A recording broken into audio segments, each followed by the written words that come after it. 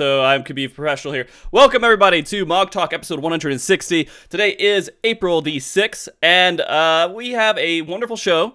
We're going to be featuring the Discord of, the Balance community from the Discord. Whatever, the Balance Discord, is that the way I guess I should say it, so it's not so sloppy? Off to a great start, man. Off to a great start. After a great start. All right. Anyways, welcome to MogTalk, a show based around the Final Fantasy XIV community where we discuss everything from Savage Raiding to Chocobo Racing. Today, let me introduce our guest before we get too far into it so it's not awkward just having 5 other guys sit here and look weird for a bit. First, let me introduce, I believe, the leader of the Discord. I think, what do you call yourself? The Overlord, Skye? Is that right? Is that right? Yeah. Yeah, no, I'm one of the founders, yeah. Okay. Of the Discord. Tell everybody a little bit about, just tell them who you are and whatever short little phrase you want to put in there. No, but basically I'm one of the founders of Discord, and I made it with Cure-All. He retired a long time ago. But yeah, I'm the overlord of fucking Discord. There you go. All right, and next we have Dev. He's not a developer or anything, or he didn't make Nightbot, but it's Dev Knights. Tell everybody who you are, dude. I'm one of the longest serving members of the Balance Discord as well. I was there from when it was split into the various job Discords. I've been around for a long time and tried to make my own name. And then my brother decided to join and then kick my ass and pretty much everything. And he's far more famous than I am. So I'm now literally here again. Okay. Very good. And then we have next Ahri, who has a wonderful bedspread behind him that, it's absolutely fantastic. Everybody, if that might define who he is, but could you guys tell, or Ahri, could you tell them a little bit more about who you are? I mean, that pretty much does describe who I am. I don't know. I'm Ahri. I've been around in the Discord a long time myself.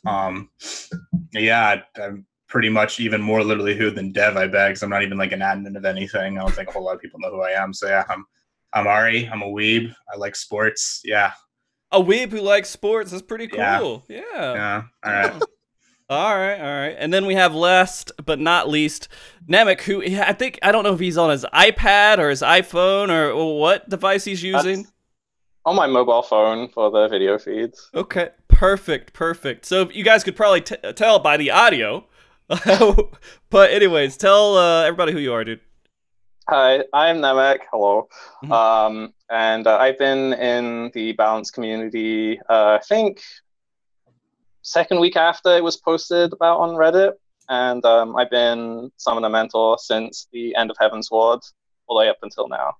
And I'm pretty tired from about 20 hours of traveling coming back from Japan today. Okay. What were you doing in Japan?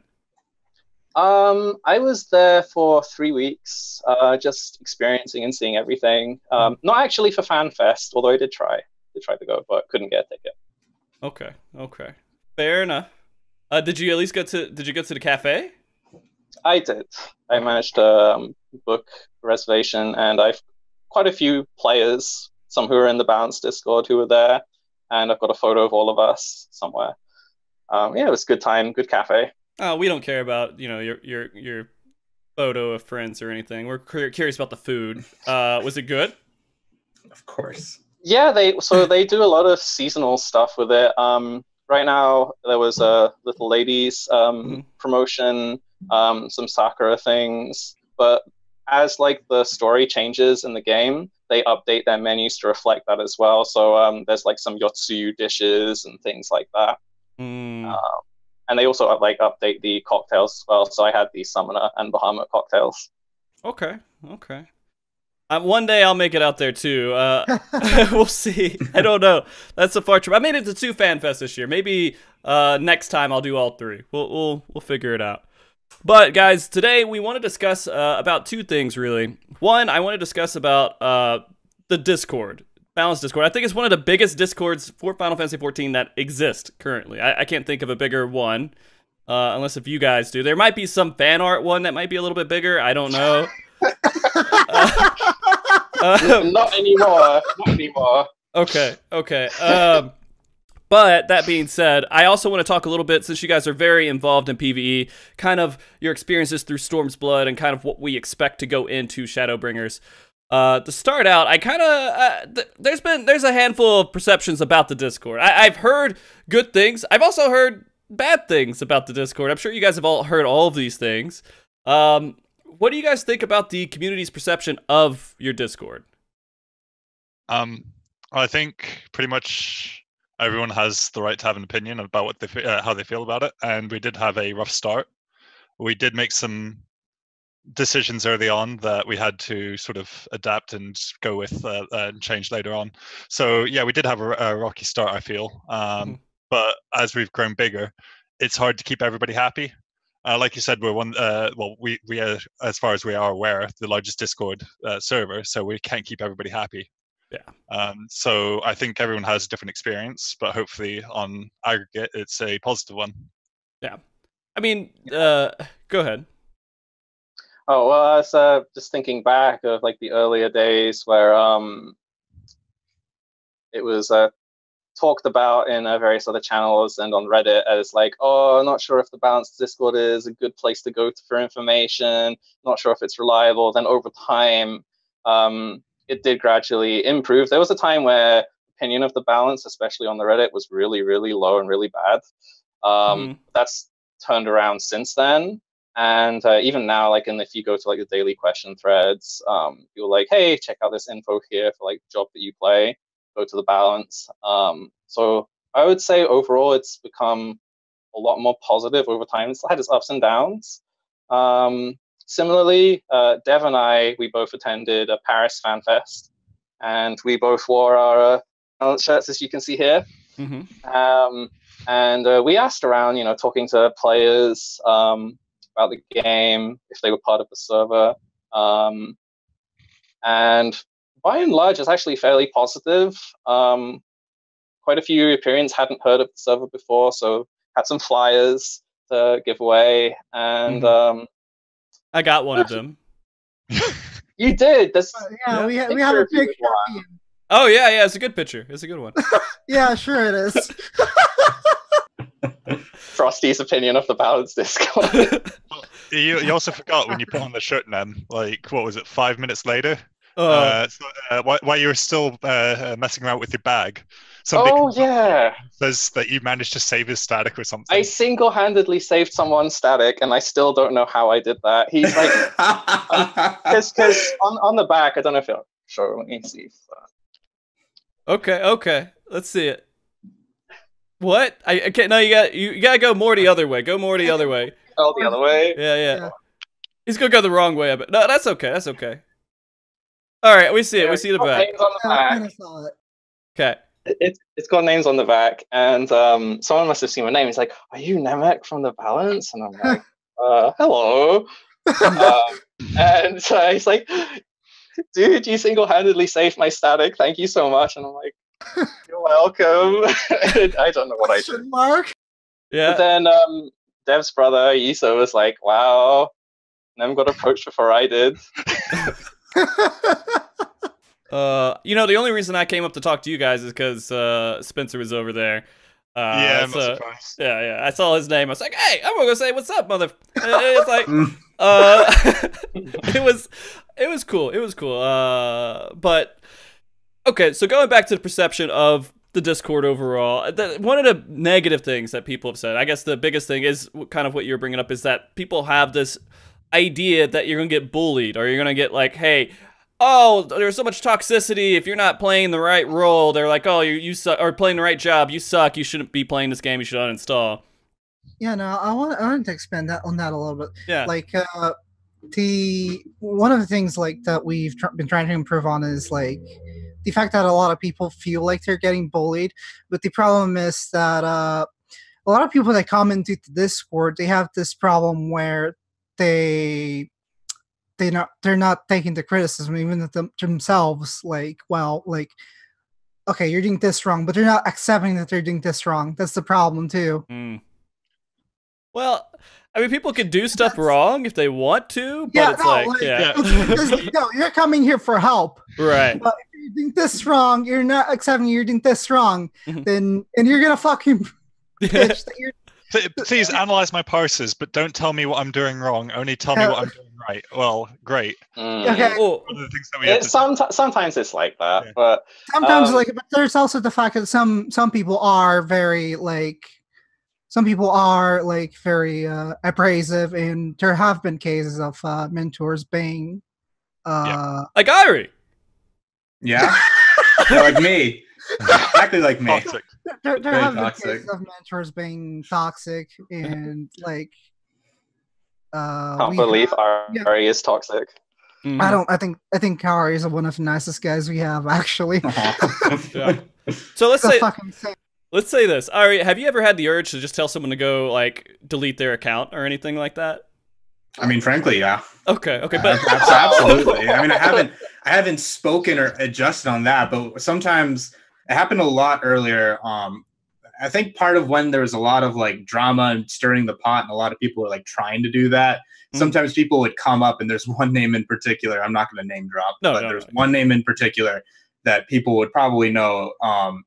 Every time the person would speak up or write something down, it frustrated me. Oh, I know what this is. Before you even say. I know what this is. Yeah, it frustrated me. So fair enough. It has happened. I don't speak or act on that though, because I don't think that's appropriate. I've always felt like you need to like include people and get them involved, and I try to see from their side. I mean, sometimes I see people who clearly are just trying to create something, but I mean, at the end of the day, if someone comes up with I don't think there's such thing as a stupid question. I think if someone comes up with some question, no matter how like basic or complex, I need to like analyze and figure out what's going on, and then go from that. Because right, like sort of at the turn into Stormblood, there is a reason there were 2 healer mentors, and we had 2 healer mentors for how long? Like 6 or 7 months. We had really bad problems with healer mentors back in Heaven's Ward not being appropriate to people, and I'm like, we need to not have that happen. So I think some of the misconceptions are sort of modern misconceptions of the way things work now, but they come from a place at a point where it was true. Okay. Yeah, Heaven's Sword era definitely had a lot of growing pains, especially in regards to like general Discord conduct between like members, but also from the mentors. So that's where like a lot of the like, oh, balanced Discord is elitist circle jerks server. I mean, that's sometimes still said to this day. It's much different environment now than what it was back then. But like sometimes people may feel that way, where advice is delivered in a manner that they're not particularly comfortable with. And so they'll be like, oh, that's a very elitist way you said this. Like, I think part of it comes, as you're saying, from Heaven's Ward era, was how we were choosing the mentors at the time. Because we were growing, and we didn't know how big we were going to get. And when I started, I just wanted somebody to teach me how to play Bard because I was terrible at it. And so it was pretty much, this person is known for being a good player. Hey, do you want to be mentor? Oh yeah, sure. There wasn't sort of like a check that they'd actually necessarily be. Like I could have been a paladin mentor. Pretty much. Yeah. Okay. Only if you were good though. I probably wouldn't have been a paladin mentor. I mean, I don't know what to tell you. Toxic elitist dev. So I think from a lot of that was a bit of a problem, was just having bad mentors early on. Also, some people don't like it when they ask a question that to them might seem a little bit more complicated, but when you hear the same 5 questions, then it does get a bit tiring. And a lot of the people that sit in the same chats to help other people out will just go check the pins. It's already in the pins. And then if somebody keeps asking these questions, just constantly being told to go check the pins without reading what's actually pinned in the information, I think that can drive to some people to feel that they're not being treated seriously.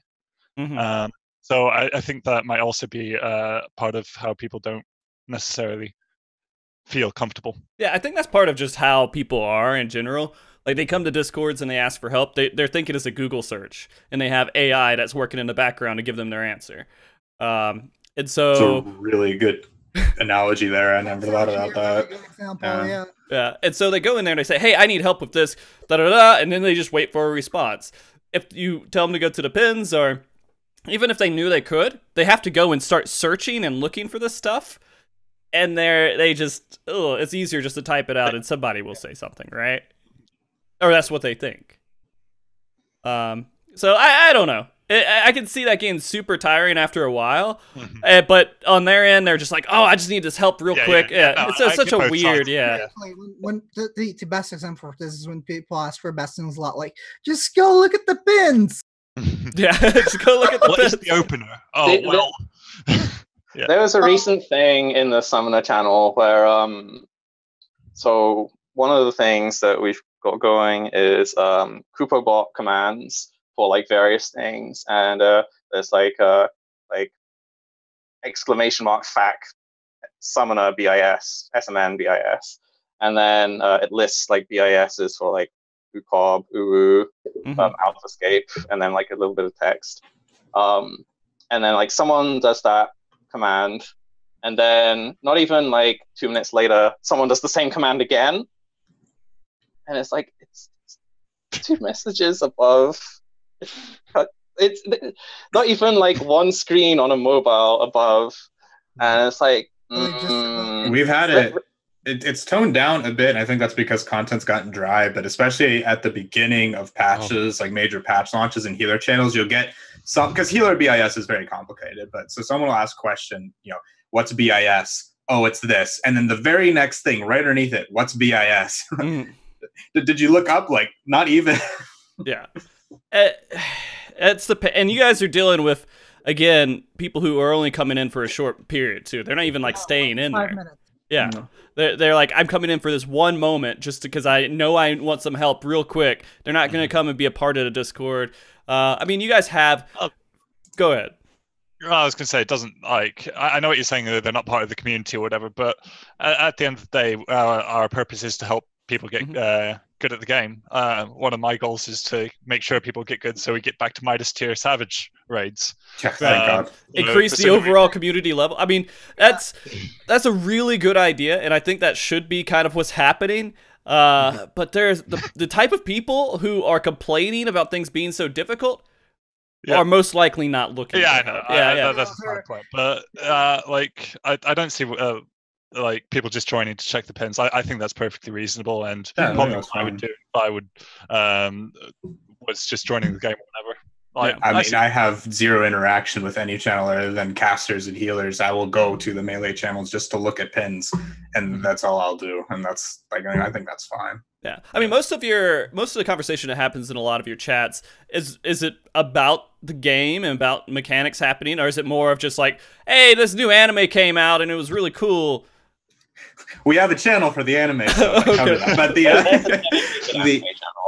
yeah, it depends on which channel even as well. So I think we can say you can kind of break up job specifics into 3 channels. You have like the general role channel, like healer, tank, whatever general. Then you have a lounge, and then a questions channel. The questions channel is where like questions get asked. Lounge is where like discussion and sort of like shooting the breeze, maybe some like what if shooting the breeze. That is like a nice way of saying. Okay, keep going. I'm sorry. That's a lot of.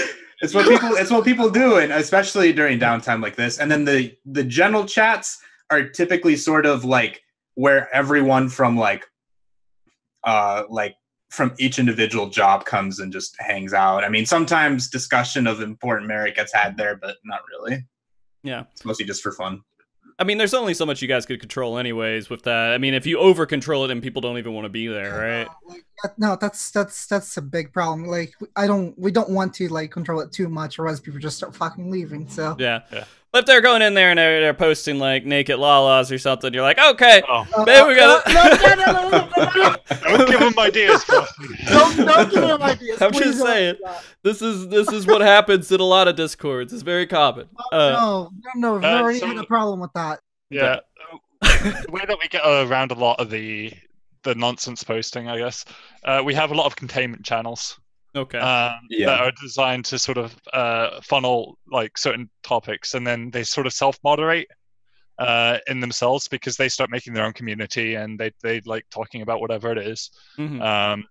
But I think it helps a lot on moderation just by having all the different types of containment. Do you guys have like a not safe for work channel that people? Nope. Okay. Good. We used to. I deleted Not it. anymore. Not anymore. Yeah, it's one of those that people will continually ask for, and then you regret that it's there afterwards. I mean, that's why I deleted it. Because the regret set in. Yeah.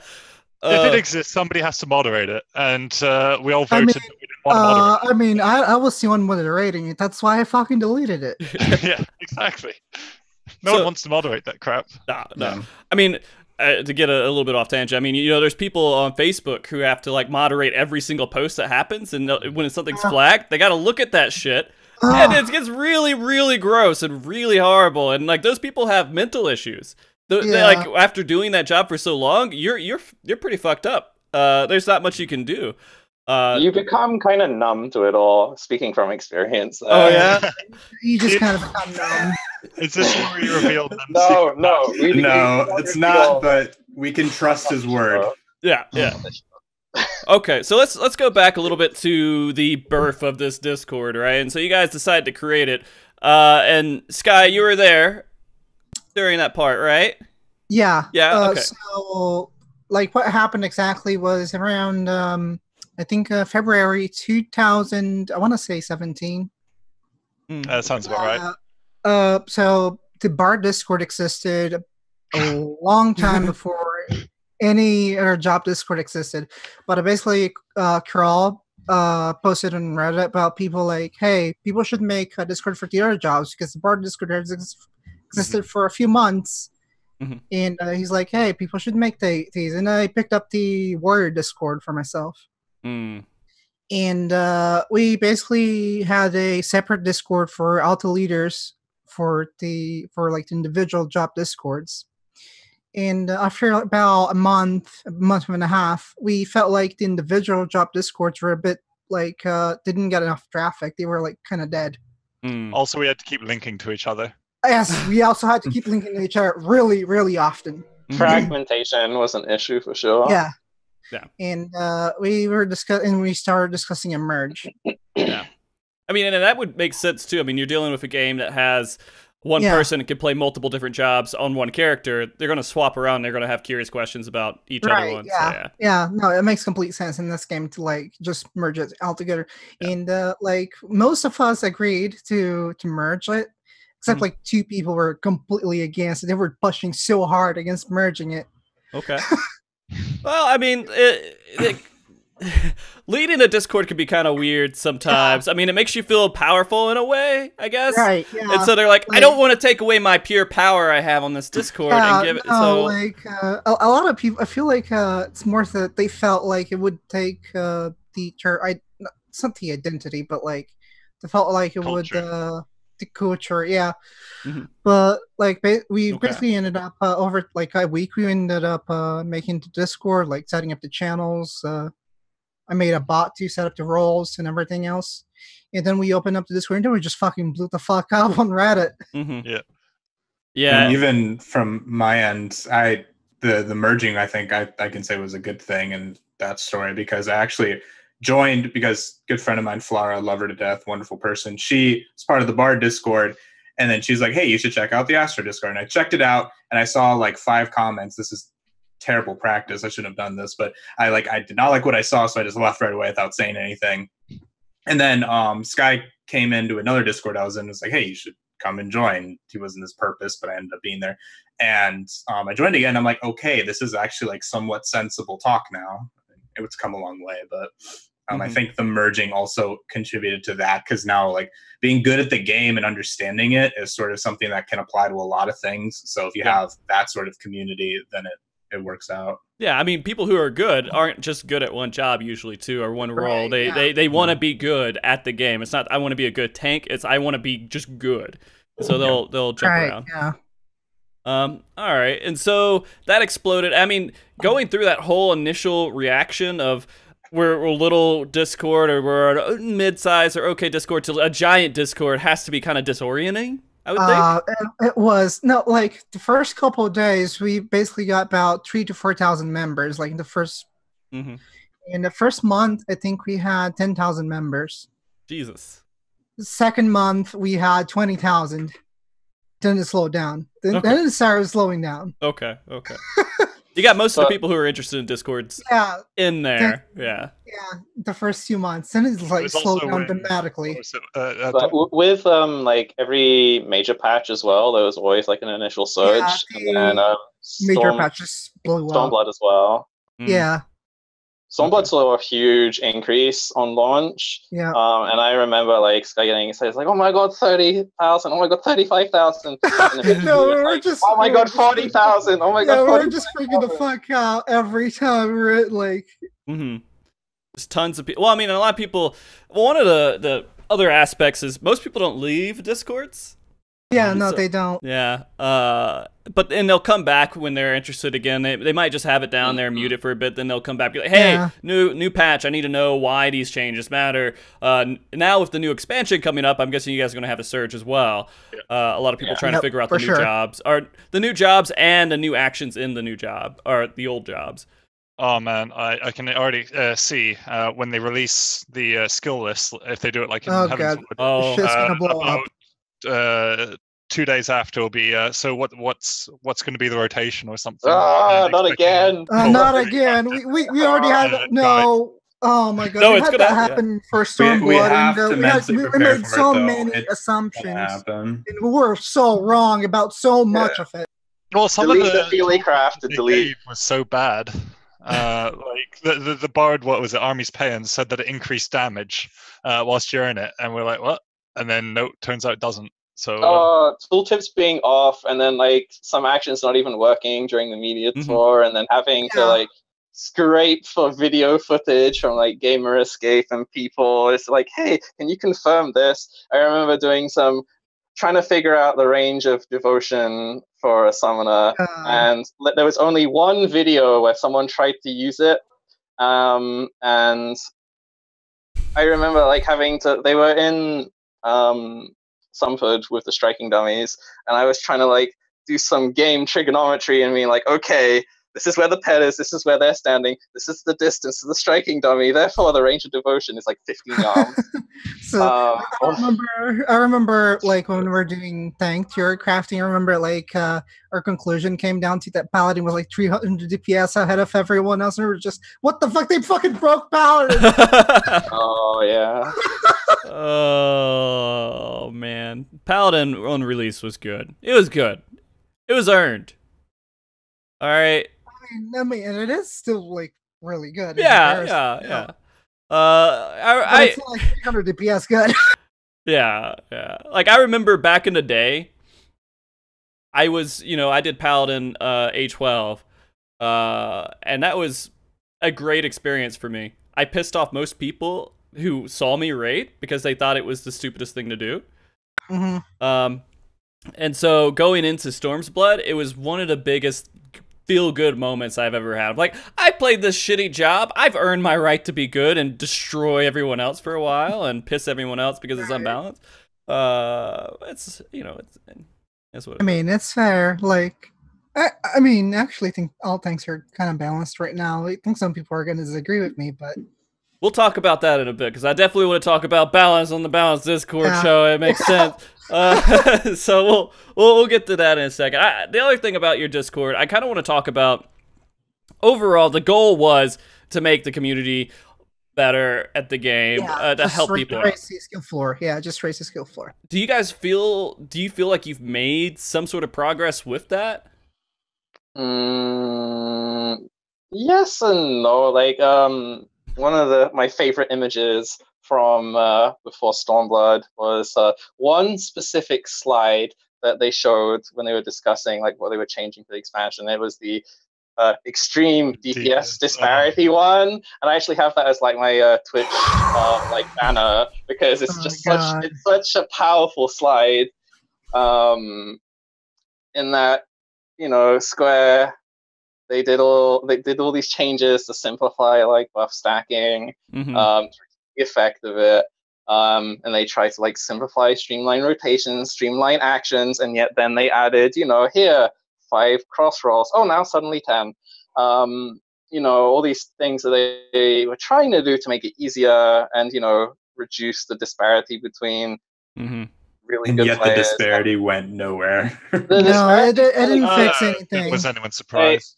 It did affect some things, but ultimately the root of it is people have to want to adjust and learn. If they don't care, then obviously they're not going to do well.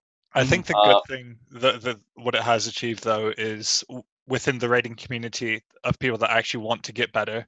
It's made it so that all of the guides are consolidated into one location, so you don't have to go off of old blog posts that you don't know when were last updated. You've got a lot more people start understanding how to read parsers rather than just going, my FF log says it's purple, or and then not understanding like how to read what they're doing. So I think it's doing within the raiding community itself, it's helping. But there's a lot of people that don't raid or aren't interested in raiding. So I think it's helped the people that want to help, want to be helped, and it hasn't really made an effect on those that don't. Of course, yeah. I mean, I've been kind of surprised every time I talk to a good variety of players, and I'm surprised how many people just don't give a fuck about the game being challenging in any way. They don't want a challenging game. They just want a game they can log into, and they just want to log in and do their daily and just log out in like a couple hours. Well, I mean, that's fair. Most people do too after raids, but like, I mean, I just don't understand the mentality, but like, well, you get people like playing Sekiro that don't want to actually play on the hard difficulty and the normal difficulty and want to have an easy mode or whatever. One thing like I would want to also like mention is that while the original premise was a job optimization and bettering yourself at the jobs you play, it is not like exclusively just for like at the rating level. Obviously that's where the info is best applied, but becoming better at your job doesn't just limit itself to savages or ultimates. Like, people sometimes ask questions about dungeons and like, oh, dungeons don't mean much. No, like, there's some good stuff that you can learn how to do dungeons better. You make it faster for everyone. Don't get me started on dungeons, because I've actually been optimizing dungeons. Yeah, people do speedrun dungeons as well. Like, there's all sorts of things that can be asked. But it's not just, again, not, contained to just savages. There's a lot of people just wanting to learn how to play better on, like, the general level, or they'll ask even for 24-mans. So the scope is all kinds of PvE levels of play, even PvP to a limited degree. Some people who know PvP will answer. But we're not doing this. We're not doing this on the show.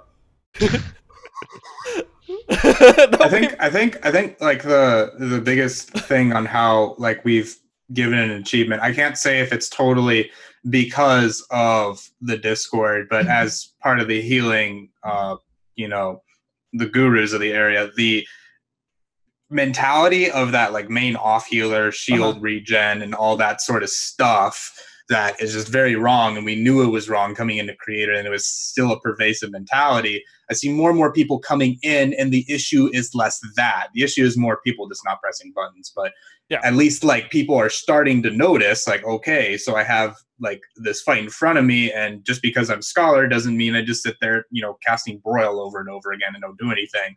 Or just because I'm White Mage, I'll just stand there, casting Cure over and over again, not doing anything. I see more and more people actually, putting effort into, pushing the boundary. I mean, there are, of course, people who still don't really know that, and that's fine. We don't expect the whole community to change, because the game doesn't teach you how to heal that well. But at the very least, I think I've seen a trend of people doing better at healer. Again, I can't say that's entirely thanks to us, but I feel like we at least had a part in that. Yeah, a couple people at least are better at the game, right? Yeah. There are people who have thanked like mentors and other community members publicly, like in shout chats in places or in party chats when they're doing roulettes, and that's nice to see. They'll be like, oh, are you so and so that, that's or whatever, but they're like, hey, the stuff that you guys have done really helped me. And like again, the guy who came up to me in FanFest, like, these are real players. who have benefited, and it's nice to get that back to us. So I kind of want to bring up that point too, how the game teaches you to play and everything else. And this could be just kind of just running off that because I want to hit it real quick. So a lot of people say the game doesn't teach you how to play your job. How much should the game really tell you? I mean, is part of the game learning and figuring it out and working with other people who are playing the game to figure it out? I think I can address this because I guess it's me who brought it up. Personally, I was pretty well inclined into how to play healer properly, even from the start. Like from the beginning, I was already trying to push damage and work with my co-healer to sort of, I didn't have this main off healer mentality. I'm like, okay, we have DPS buttons for a reason. But I think the fact so many people don't, I think part of it also comes from people just not paying attention. Because I think one of my former raiders, he's an awesome guy, he just had work come up, put it best when people were having issues in this extreme trial that we were doing and we were hugging it. And then people were just like blaming other people for getting hit by mechanics. And then he just said, like, the game teaches you to stand out of orange circles. Why are you still standing in orange circles? I think some people just don't learn no matter how much information you give them. Right. I think the big one is people don't read tooltips. Like, yeah. Mm-hmm. I mean, there's things out there. There's clues, right? There's stuff that makes sense. You can put it together. You can lead a horse to water, but you can't make it drink. One thing that especially with Stormblood, I know this is going to potentially be a hot topic, but I think the dungeons and especially the single player instances have been good. Because they've been forcing players to learn how to read mechanics and how to have sort of gates where you have to be this good in order to pass. There have been a few trials that have had real outcry of, this is too hard, or, especially with, what was it, the Y'shtola one, where you had to kill the moon aura thing. And there were a lot more personal gates that you had to get through, and you had to start reading mechanics. So it does increase the base level players. Mm-hmm. So go ahead. I was going to say one thing I would really like to see in just a general MMO basis, and this was something that used to be done in some of the older ones. Not that much though, but job quests, which you would do to unlock abilities. I was always a big fan of, like, hey, why don't you have not only the job quest be, story-based or whatever to your job, but also teach you to use the action that you're about to learn, like use it in the right context. It's like when you had to use leeches, back when leeches was a thing, or when it's like the early Astro ones of like, hey, use your aspected benefit, although you just keep using that to heal people that don't even need heals, they're just sleeping on the ground. But like, why not? The job quests are a perfect opportunity where players have to do them if they want to get their gear at the end, if they want to get all of their skills. So why not have it be so like, hey, you've got these new skills you're getting with the expansion, here's how you use them. Like, it doesn't have to say how you use them optimally, but at least something would be better than the nothing, which is what we have. No, it would be pretty cool. I do completely agree with that. As you're going through, especially the later expansions, you're going and then you're doing some sort of job quest or something. Instead of focusing, hey, there's a story about some guy who wants to be a paladin, but there's issues or whatever. You're like, hey, there's this new ability, and then you learn the ability, and then you apply it within the job quest, and then you feel like there's a story behind the actions you're using. Like, we did this, and from all the powers of the spirits, we can now do Holy Spirit, right? You start to feel a little bit more attached to your actions, too, and you can see kind of where they're being applied. That would be that's cool. That's why it's really big fan of, summoner bias, you can see. In Heavensward, I loved the Heavensward summoner quests just from like a thematic point of view, because it's all about, channeling the Bahamut ether that's lingering everywhere, and then eventually it leads to learning Death Flare, and like the whole build up to that was really awesome. And then you look at Stormblood, and it's just, oh, this talking book with teeth is talking to you to do stuff, and like, oh, there's a clone of his master that's causing havoc. You have to deal with this. Then you find out it's an Allegan computer, and I'm like, okay. And then at the end, it's like, oh, here's Bahamut. Where did that come from? Like, yeah. I was not a fan of that course of action. I felt it was not the same. I know it requires more effort from Square Enix, and they did talk about why they deviated from that, but I'm thinking, it doesn't necessarily just have to be the story basis of it. It's just make it so that you're using the stuff that you're giving to players. Simple. Yeah, applying those actions. You can see Holy Spirit does magic against something, right? Maybe they'll change and you're like, oh, it doesn't do this other effect too later on for balancing reasons, but the general idea, right? All right. So I wanted to hit that tangent really quick because it was just kind of right there, and I felt like it would be weird coming back to it later. So with your Discord overall, the Discord you guys are all a part of, you're running, do you have like a future layout of what you're going to be doing with it, going into Shadowbringers and everything else? No, it's fine if not. Okay. Well, so that's a bit of a loaded question. Obviously, with Shadowbringers coming up, we need to really start making sure everything's in place for the mentors to be ready to be our slaves. I mean, be volunteering to write all of the information and assist people. But there are other projects that we are looking into. Personally, one of the things that I'm going to give you a spoiler.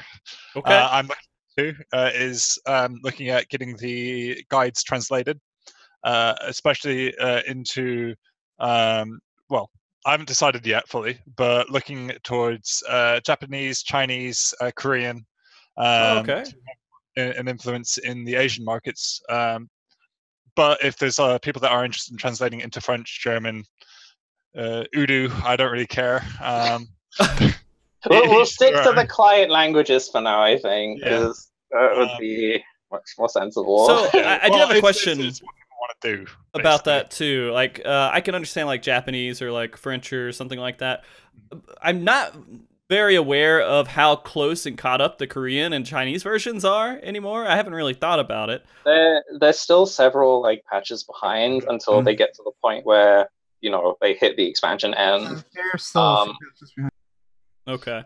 Because that's what I was thinking. If you guys translated those languages, how much use would they get because of they're just behind on some of the updates? A lot of it doesn't change. Some of it like stays consistent throughout or is still applicable, but the Asian communities are always reading like the overseas stuff. Japanese, you'll have people mentioning on the Lodestone blogs or Umidori. And also there's the guy from Aeosian.info who is always looking at stuff in the balance, even stuff which isn't that serious, and he'll post it and be like, oh, if you want 100% crit open on a month, here's how you do it. And I'm like, I just posted that for a meme. I didn't like mean it sincerely. But then also the Chinese community, NGA in particular, I don't know if there's other ones, but NGA is like the biggest one that I know of. They're pretty huge, and they are always like looking at what we have to offer, and they're seeing like if they agree with it, if they can improve upon it, and especially when it comes to the translating side of things. Put it this way, so side project that I'm involved with is Ziva, or 14 analysis, and it's the one where you can put your log reports in, and then it digests it, and it's like, oh, here's how like an analysis of how you did and what you could do differently or better. So it's like highlighting mistakes and things that went well. And we opened up the translations for Korean and Chinese. And to this day, they're the only ones that are 100% translated, and they fully translated it within a day.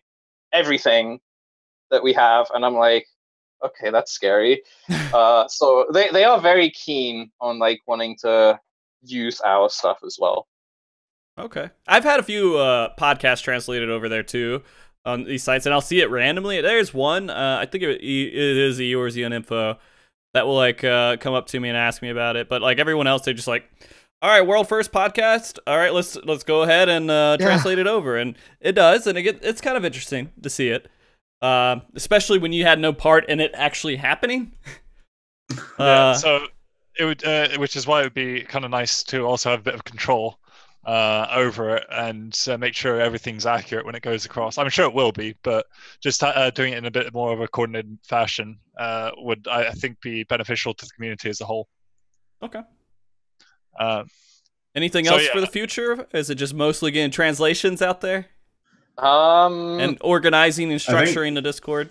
One thing in particular that I'll be trying to help and lead and work with is one of my areas of expertise is video and production and video editing. And so I'll try to create video guides or at least get some sort of standard for a lot of things. Because I think a lot of people, they see like a 40-page, healer text document, which is actually sort of like the Bible of healing. That's and most actually people a thing.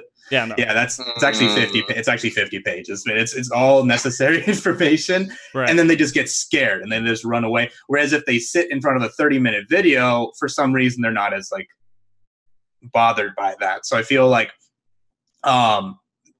different variety of content is something, and I'll try and do my best to, at least for the first patch, to help work with video work as much as I can. All right. Relating to that, I mean, this is something that Skye and I have discussed a lot about in the past. There was a time where the community didn't have a website, and now we do have a website that hosts content. It would be like something we've been talking about at length is where we see the site heading in terms of what it has, and hosting like video content like Ahri is talking about would be like nice, even if it's like just overlaying just rendering from YouTube. Like even if it's that, but at least it's still on the site, so they don't have to like jump through more hoops.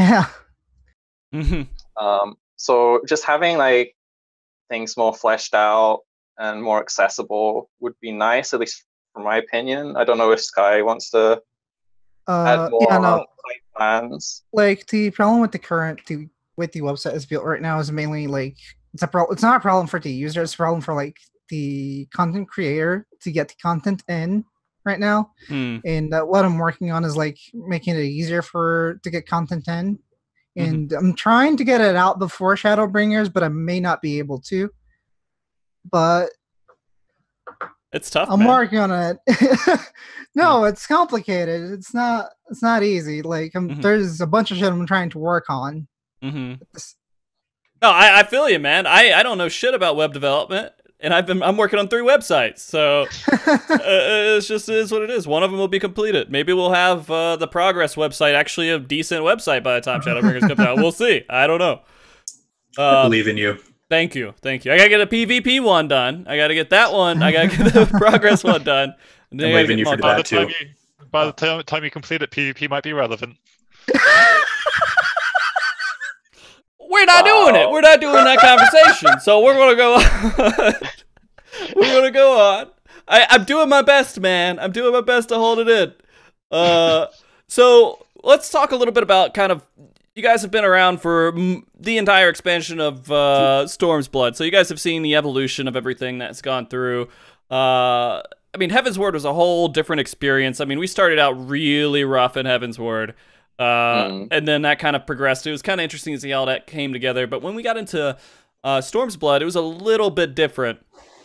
And we kind of came into an easy mode of the game, it felt like. Right? Yeah. So it almost felt like there was optimization wasn't like a huge deal until UCOP came out. Or at least a lot of people didn't care about it as much until UCOP. Did you guys see a big difference in there at the very beginning? Personally, since I was working with a lot of the same people who did optimization stuff in Creator, who I think a lot of people would sort of call like the speed run peak so far of Final Fantasy, if we're going to call anything like that. I think a lot of people were still pushing in Delta because we hadn't figured out about how terrible LB Cheese is completely for the speed running scene. And yeah, we'll get into that later. And I think also people had still some faith that content would be fun to speedrun, but UCOP came out during the patch when normally people are all cut up in gear, all set up, ready to go. And then now everyone who's doing that is now doing UCOP, and so they don't care about the speedrunning stuff. So I think people still had the effort and want to do optimization. That's how people pushed and got the second decisive battle skip. Like that's a pretty impressive skip for that content. So people are still trying, but all those people then went into UCOB, and UCOB, while not really having an emphasis on DPS optimization, still had some like mechanical optimization that was not available previously, and that's where those people went to with their efforts. I mean, UCOB was pretty much the saving point for hardcore raiders in this game, right? Without UCOB, I think most of the community would have left. If they announced that ultimates were done, I would have quit the game already at this point. I would just be fucking gone, honestly. It would just be the game. I was a big fan. Sort of reactions that we've had in what are we on 4.5, and just how lifeless a lot of it feels, and just people kind of like raid logging if they still want to, but that's about it, and just being very much I guess I'll play other games then. I don't know what today's flavor is. Like, here's my problem with the Final Fantasy right now, though. Like, there's not enough content. Well, for high-end raiders, right? Yeah, I mean, high-end raiders. Okay. So during my break, I skipped Sigma and AlphaScape. I was raiding World of Warcraft in the meantime, right? I was doing Mythic Progression. And literally every day I had something to fucking log in and do. Like push Mythic keys, dungeon keys. Like literally every day I had a set team would like log in, play like 3 or 4 hours together every day. Like, let's push a key today. I have a very distinct opinion on like the content thing, because back in Heaven's Ward, I did a lot of stuff other than raiding. I think raiding comprised, like, for someone who raided like I think it was 5 times a week on our max things for like 2.5, 3 hours. Raiding wasn't even half of my time spent on the game. I was doing, crafting and gathering and the relic weapon. I think that's where they lost a lot, is they oversimplified crafting and gathering. So it's not even really fun. You just click macro buttons and whatever. And then gathering isn't even really necessary to get high quality materials anymore. You just go and you just click just brainlessly go and get stuff, and mostly just go to the market board, which bots probably did anyway. And then I think they made a big blunder. This is my personal opinion. I think they made a big blunder in putting the relic weapon in Eureka, because the relic weapon is the time sink that people love to do. I mean, it doesn't matter what brainless it is. I mean, I could put all this other stuff where world exploration gets thrown out because you're not forced to go into fates, and then you don't have like dungeon exploration. You just do it for your daily tomes, but you don't farm it for anything. I mean, yeah, it's kind of a mindless grind, but that's the point. And people don't have that. Like, I didn't do the relic weapon this year because I had no interest in Eureka, and if they just stick it in there, by the time I realized I might want to do it, I'm so far behind, I'm just discouraged. Whereas they lost me at Pagos. That's kind of how I feel about it. I've been doing it, but like so slowly, because I'm just like, oh god, I'm so behind. I don't want to do this shit.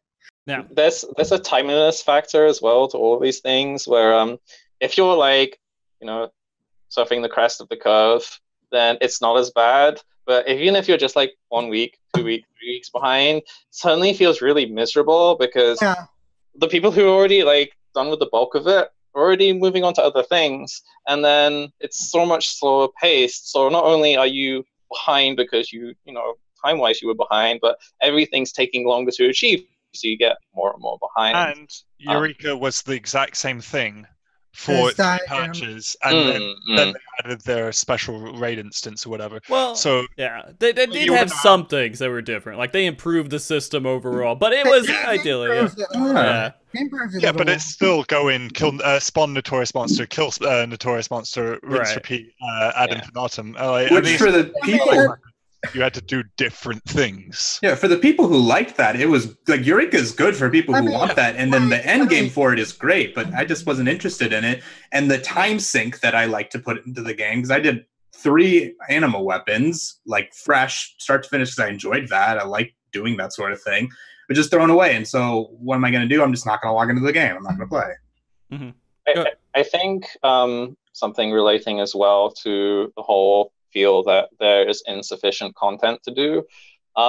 In a way, this is very much a player exacerbated problem where people get excited for content, or people have plans to do like day one or week one clears of content. So they clear stuff fast.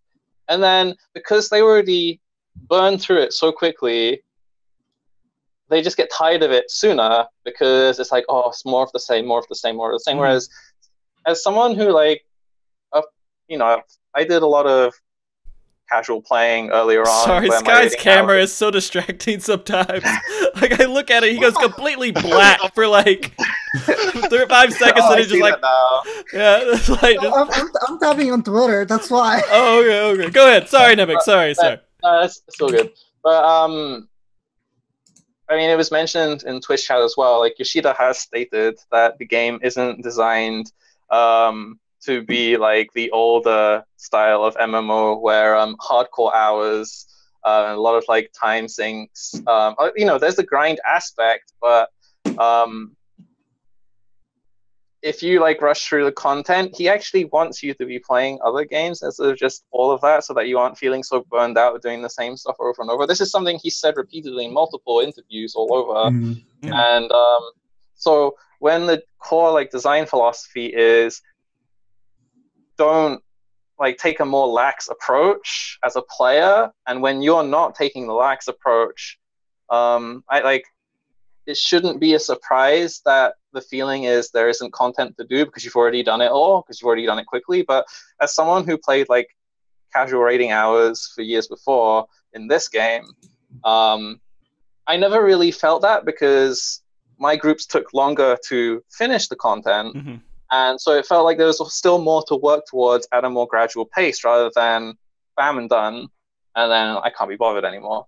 Yeah, I mean, personally, I've only really done super casual raiding. Overall, I've done like super hardcore following people who are doing hardcore raiding, right? But when we go into the casual aspect of it, it fits pretty well with what you're doing and time spent and everything, and a lot of stuff gets figured out, so you're not having to spend the same 50 hours to clear it. It takes you maybe 20 hours spread out over multiple weeks. But when we're talking about there's not lots of content, when there's something you like doing and you just enjoy the fuck out of it and you just want to do it, you're going to go up there, you're going to do it day one, you're going to burn through it, you're going to just clear it as fast as you can because that's kind of part of the fun for you, right? And you're going to burn the content, and that's just kind of how the system works. It's I understand the biggest, I think, complaint most high-end raiders have is they don't have things like Mythic Plus. I mean, that's kind of it. I don't have something I could come in and go hardcore at and maybe get something really good at it because I'm really good at the game. There's nothing that really reflects that daily. I'm good. I can come in and get something really good because of it. And I think if they could implement something like that, just at the end, you're like, hey, I get 1 million gil in like 30 minutes because I just run and I go really hardcore at this really hard content, or something like that, right? I think that's what sort of Ultimate is supposed to fill. It's supposed to, like the way that I see it is you're supposed to sort of burn, like, I'm not talking about week one trying to kill everything as ASAP. I'm saying like, okay, you are doing regular raid hours, you're trying to push, and you're better than the average player, but you're still supposed to be taking a good few weeks so that, okay, yeah, you finished, what is it, 3 months between patches roughly? You sort of finish within a month and a half, and then it's not that long until the next stuff comes, so it still feels fresh. You're not in. That's the thing, feeling like the content is fresh.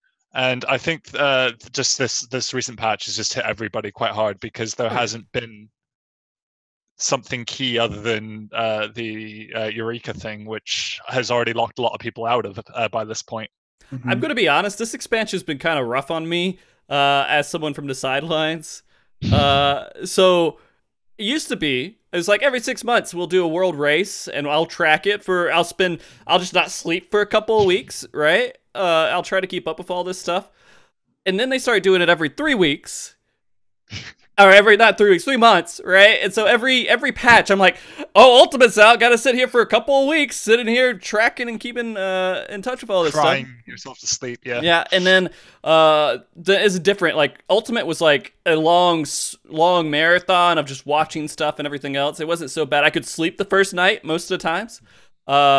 When Savage Raids are released, I can't sleep for 24, 48 hours, basically, trying to keep track of everything because it just happens so fast. And then eventually it's over. But when they were like, hey, no third Ultimate, I was like, I got me a fucking year where I could just kind of rest and kick back and just enjoy life for a bit.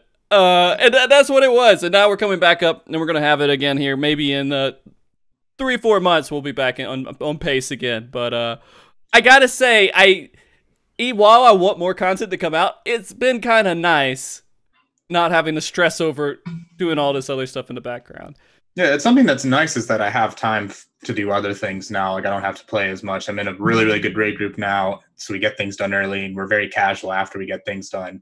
I don't have to worry about all the time things, so I can do other stuff as well. So there is a merit, in, like Nem said. You can play Sekiro, right? It's Yoshi's purpose is he's like, all right, people are complaining that people are spending their lives on this game. Let's move that away a little bit. So I get that.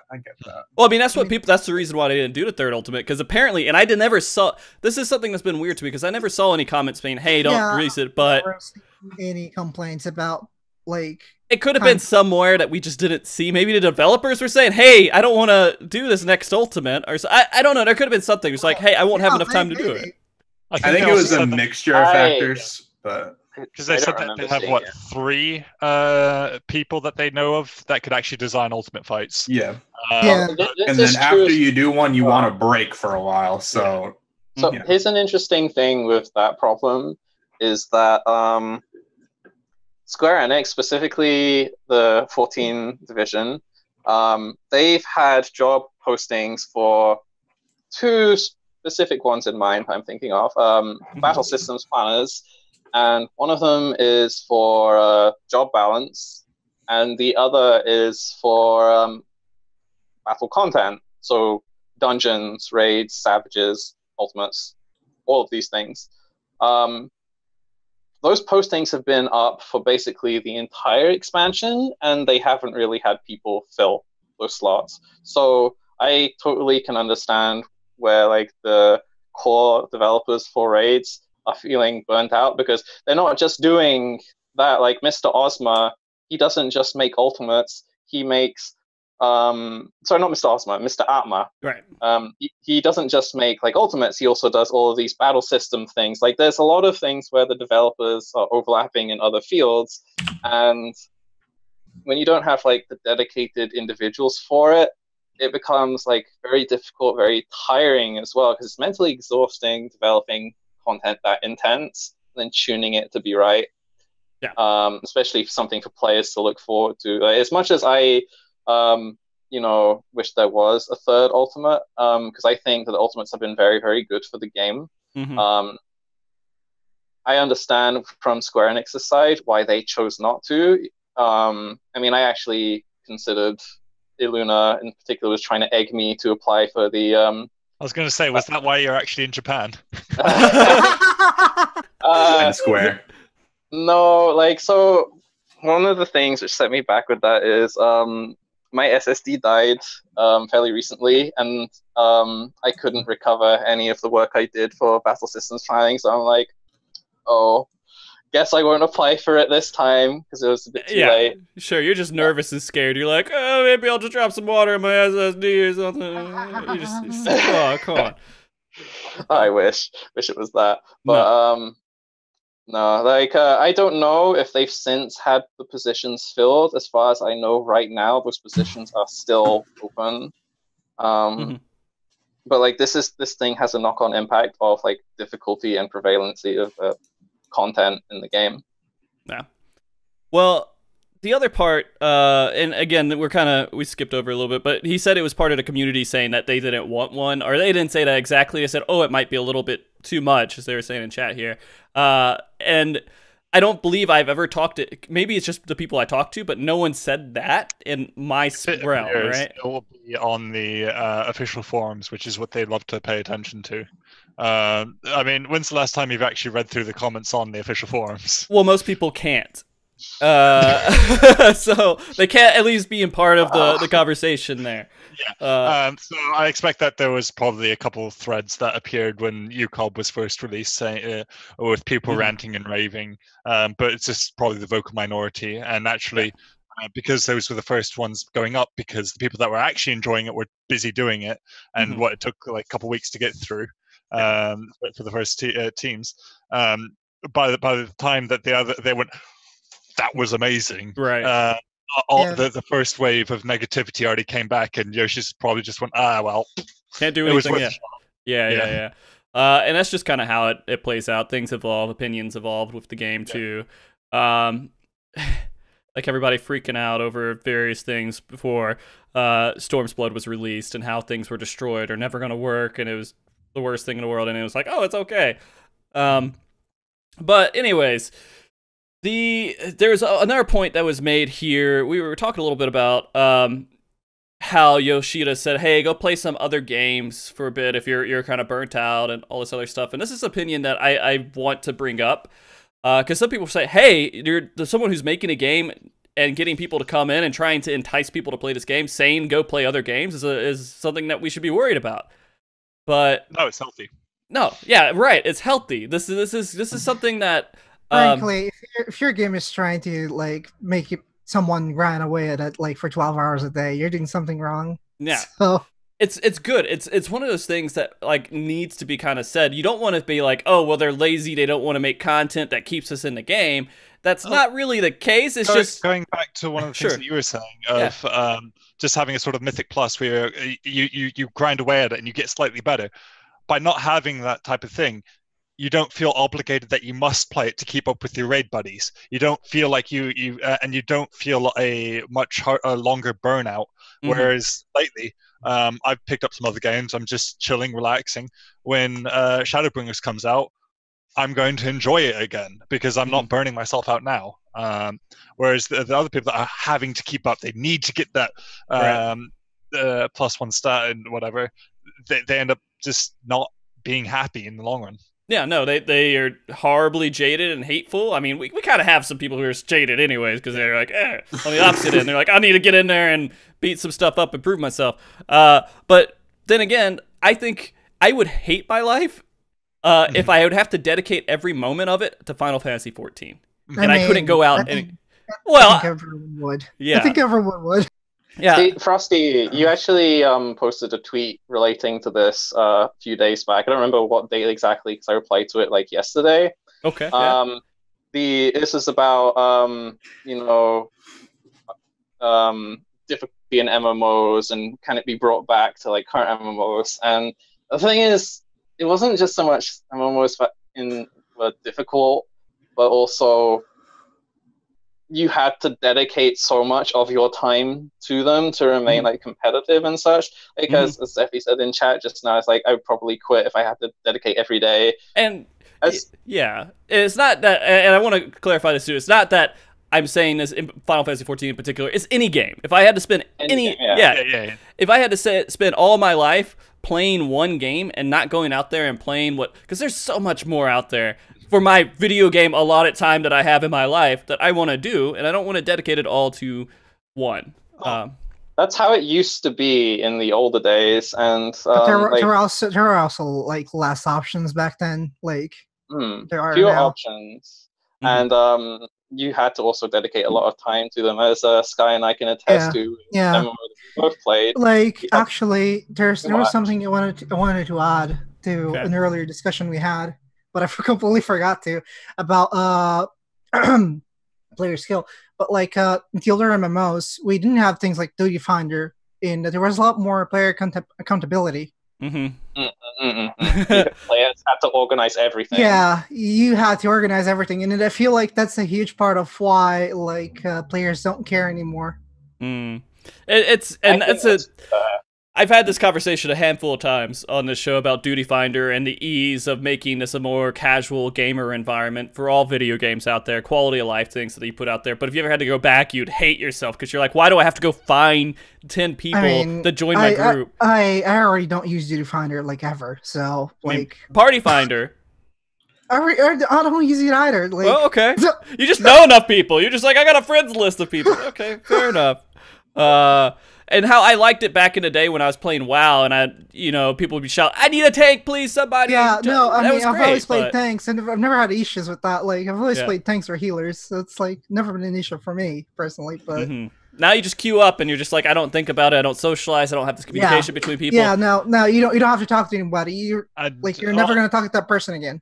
Like, why so I also think it means it brings a bit of a bad sort of attitude as well, because we've all been in bad Duty Finders, but they always a lot of them just seem to get resolved once people just start talking and people start relaxing a lot, because it becomes a little bit more personal. When you see just a bad tank doing stuff and you just not raging, but going, God, why is he doing single trash pulls in the EX roulette or something?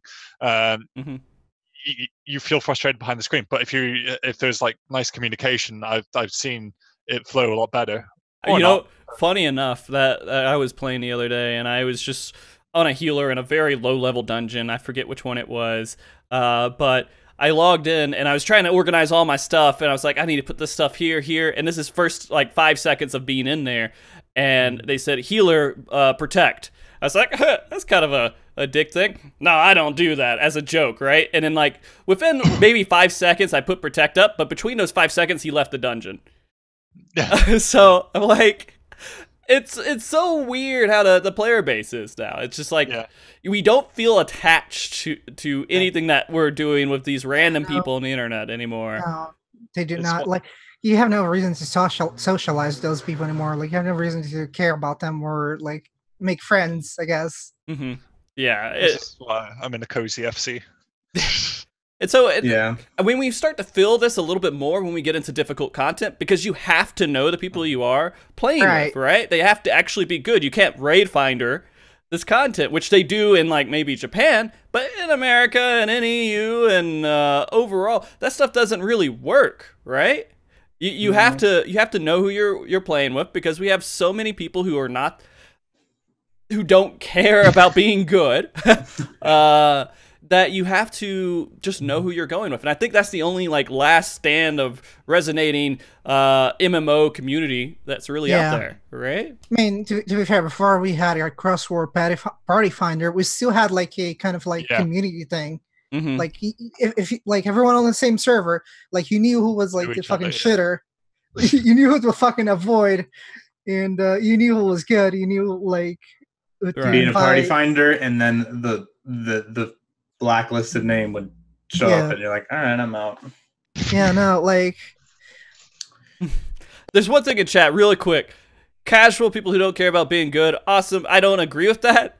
Casual is casual. Yeah, I'm casual. I want to be good. I just don't want to play a lot. I want to do other things, right? I really disagree. I really disagree with this thing about attaching casuals equal not good. No, that's really fucking dumb. There you go. You just got called really fucking dumb, Awesome101. Just to let you know. Sorry about that. We didn't mean to just call you out here on the. No, I'm not calling him dumb. I'm just calling your opinion dumb. That's different. Okay.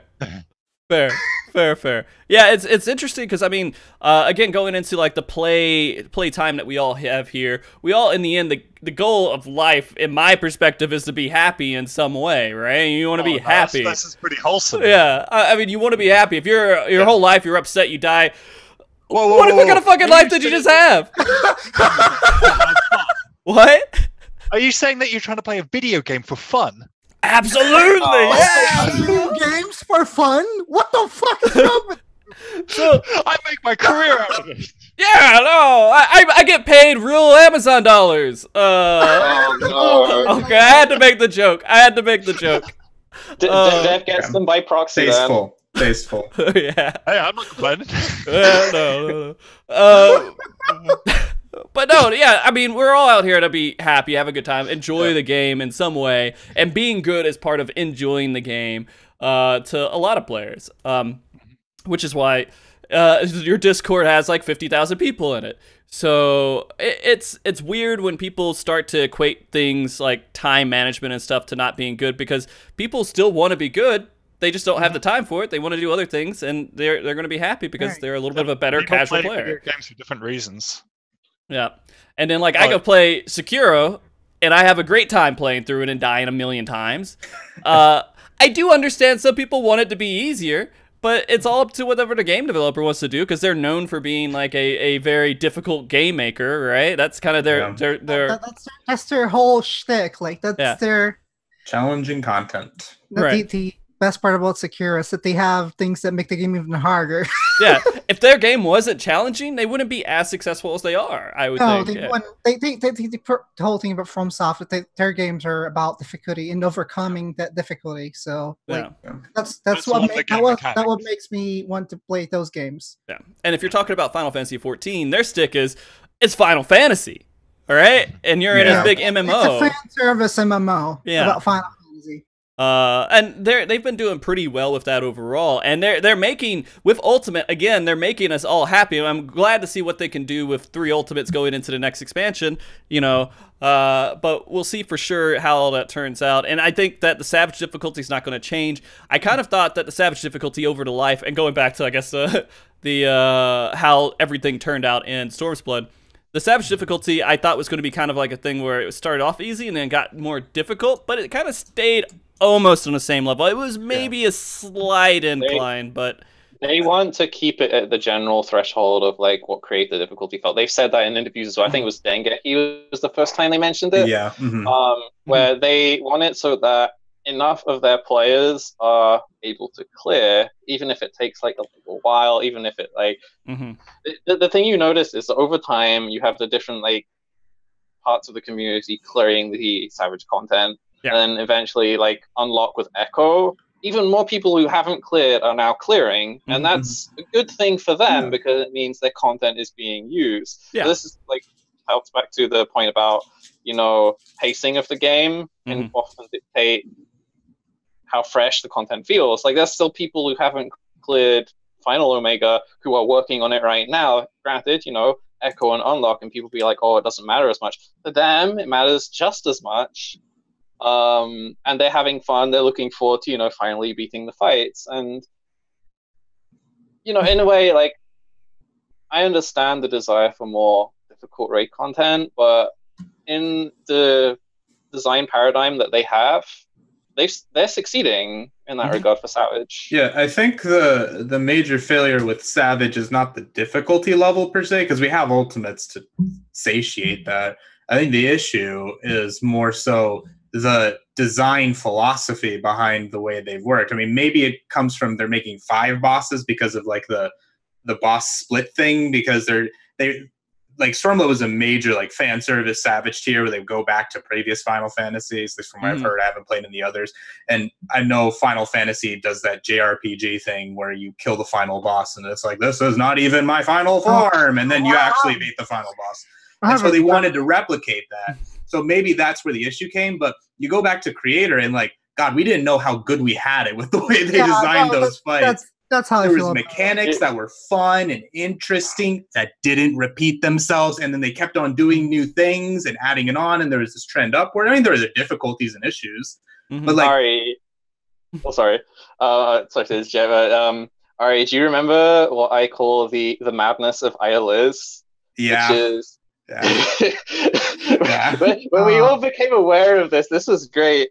So the madness of Ayaliz is when I was starting to compare like the final bosses of every single tier, and then he was realizing the timings of like every major like phase mechanic was basically consistent across the board, all of them.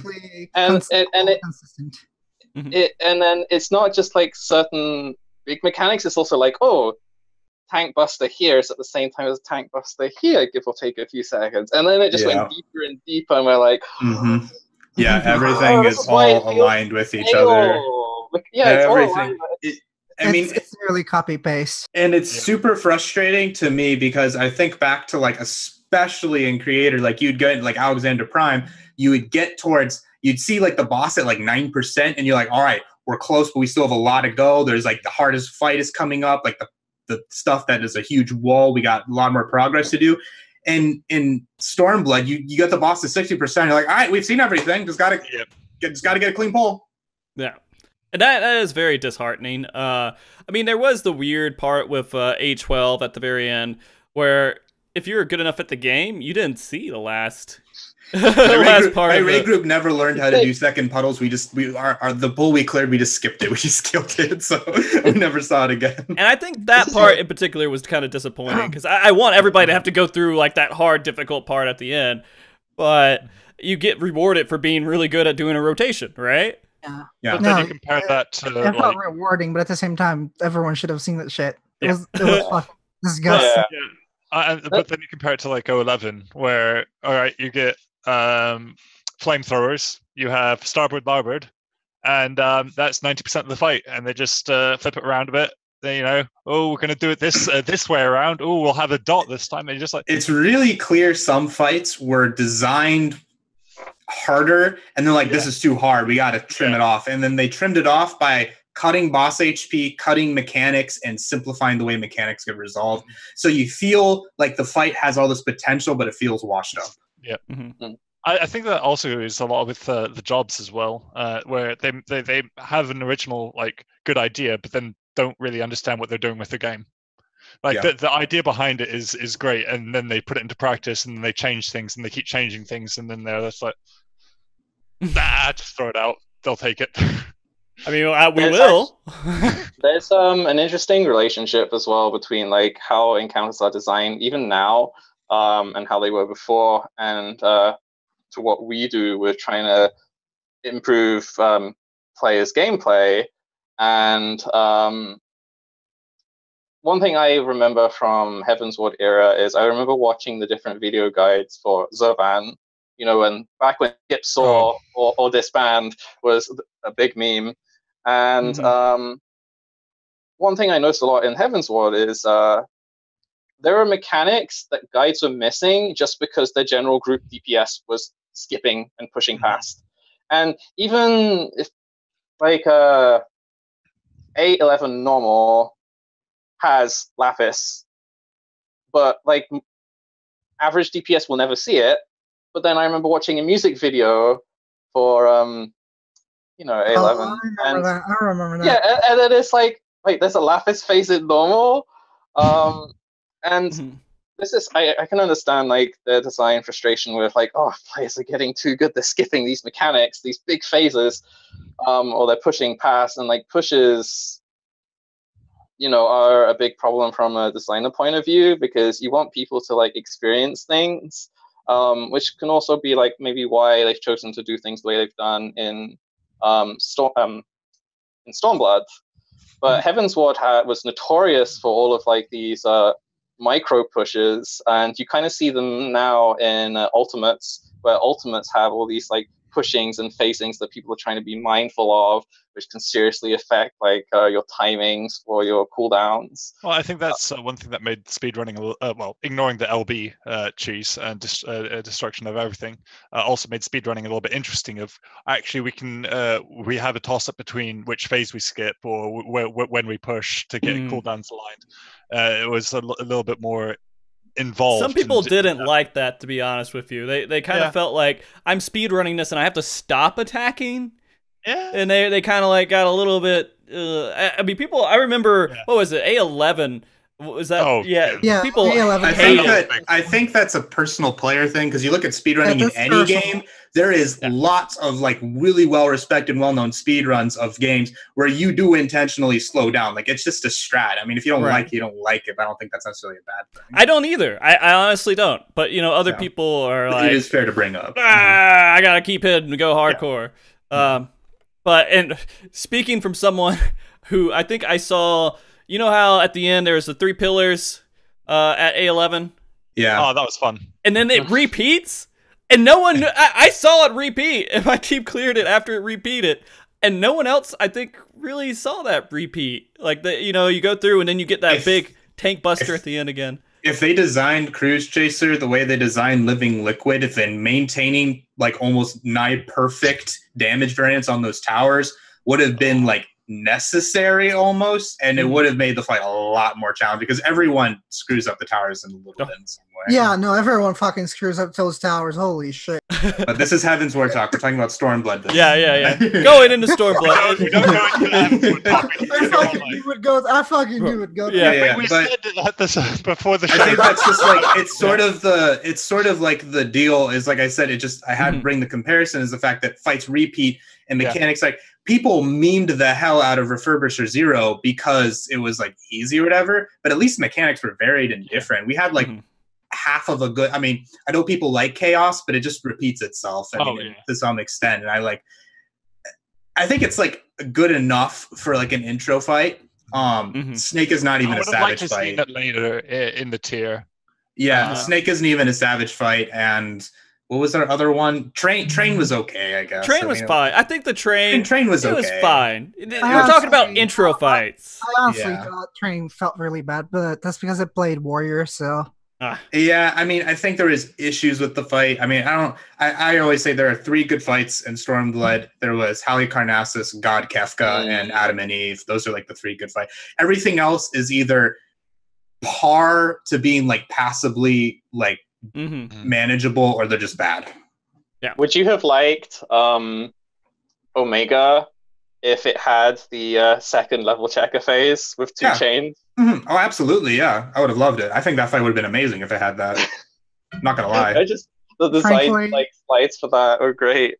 Yeah, I really like the concept of Omega as a fight, but I think he should have been the fucking final boss, not.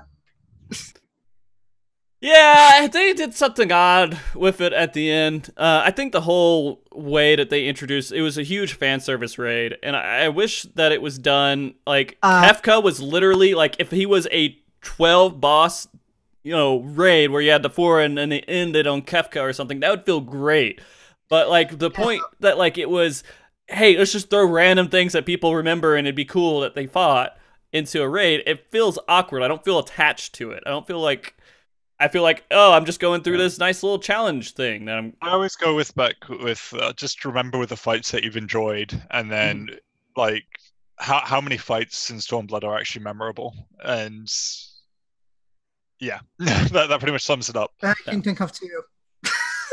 I'm pretty sure those the ones I'm thinking of. Well, 3. Yeah, actually 3. I gave like the 3. I'll remember.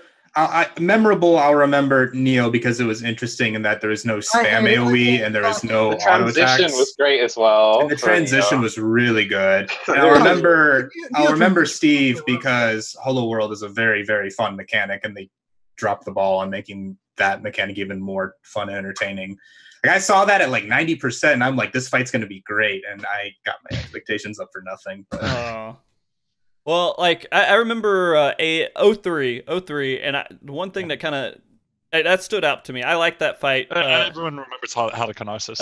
I would have remembered it more if they kept the sand maze for Savage, right? The Pokemon. Come on. Yeah. The Pokemon mechanic. The maze exists in the Savage zone. It exists in Savage, but it exists in the Savage. It's just not used, and I think there's even like the teleport controller is also in the Savage one. Yeah, but it is. It's just never activated, so it's up in the air, like right or something. If you could see through the walls, you'd see up in the air. Like, I feel like they didn't want to do it because it was like super RNG. I think the problem with it was it's just after you see it once. Imagine having to farm that. No, I feel like they didn't feel like it was fun doing more than once. It's kind of novel the first time. I don't know. It felt good. It's better than like the time activated events that we have where we click a button within it. No, you're not wrong. You're completely right. Right. It'd be interesting to have like these little activities that you would do in the fight, and then everybody's like, "All right, what was it? What's the one that has the God? Why am I forgetting the name of it? It starts with Suzaku. That had the balls that come and you have to do DDR for a little bit. Oh yeah. I fucking hate that shit. Love it. I don't like it because it feels bad when you have 200 ping. Yeah. All right. Suzaku has. Also, I was gonna say she has one of the most interesting tank busters in the game. Yeah. There's no other mob that attacks that many times for ending with like a mega hit. I thought, like, you know, she's Chun-Liing you to death. How cool is that? Yeah, no, it's fucking cool. No, I love that part of the I fight. think that was one of the best primals they had throughout this expansion. To me, it felt good. Because it felt like every time you did it, you still had to pay attention. There was not like, you know, fall asleep and beat it. You still had to do the colors right. You still had to do a couple of things. So it wasn't just like... Yeah. I think the primals in general, they did a good job with this expansion. The music was the music was good. I felt like a lot of the fights were fun. I thought the mechanics were... See, here's the thing. We never talk about the music because it's always good. Where's the music not good at? Where did they drop the ball on music? I think Savage has a lot of disappointing themes in it. Yeah. Really? I think Neo was great. I think God was really... I think Kefka in general was really good. I think Escape from Omega was good. And I think Adam and Eve's theme is good. I'm not a fan of any of the rest. I don't know what you're talking about music being good.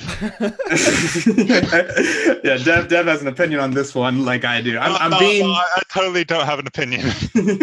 I'm being reserved with this a little bit. I think they did a great job with a lot of the music, but considering how amazing Heavensward was, I was a little disappointed. Okay.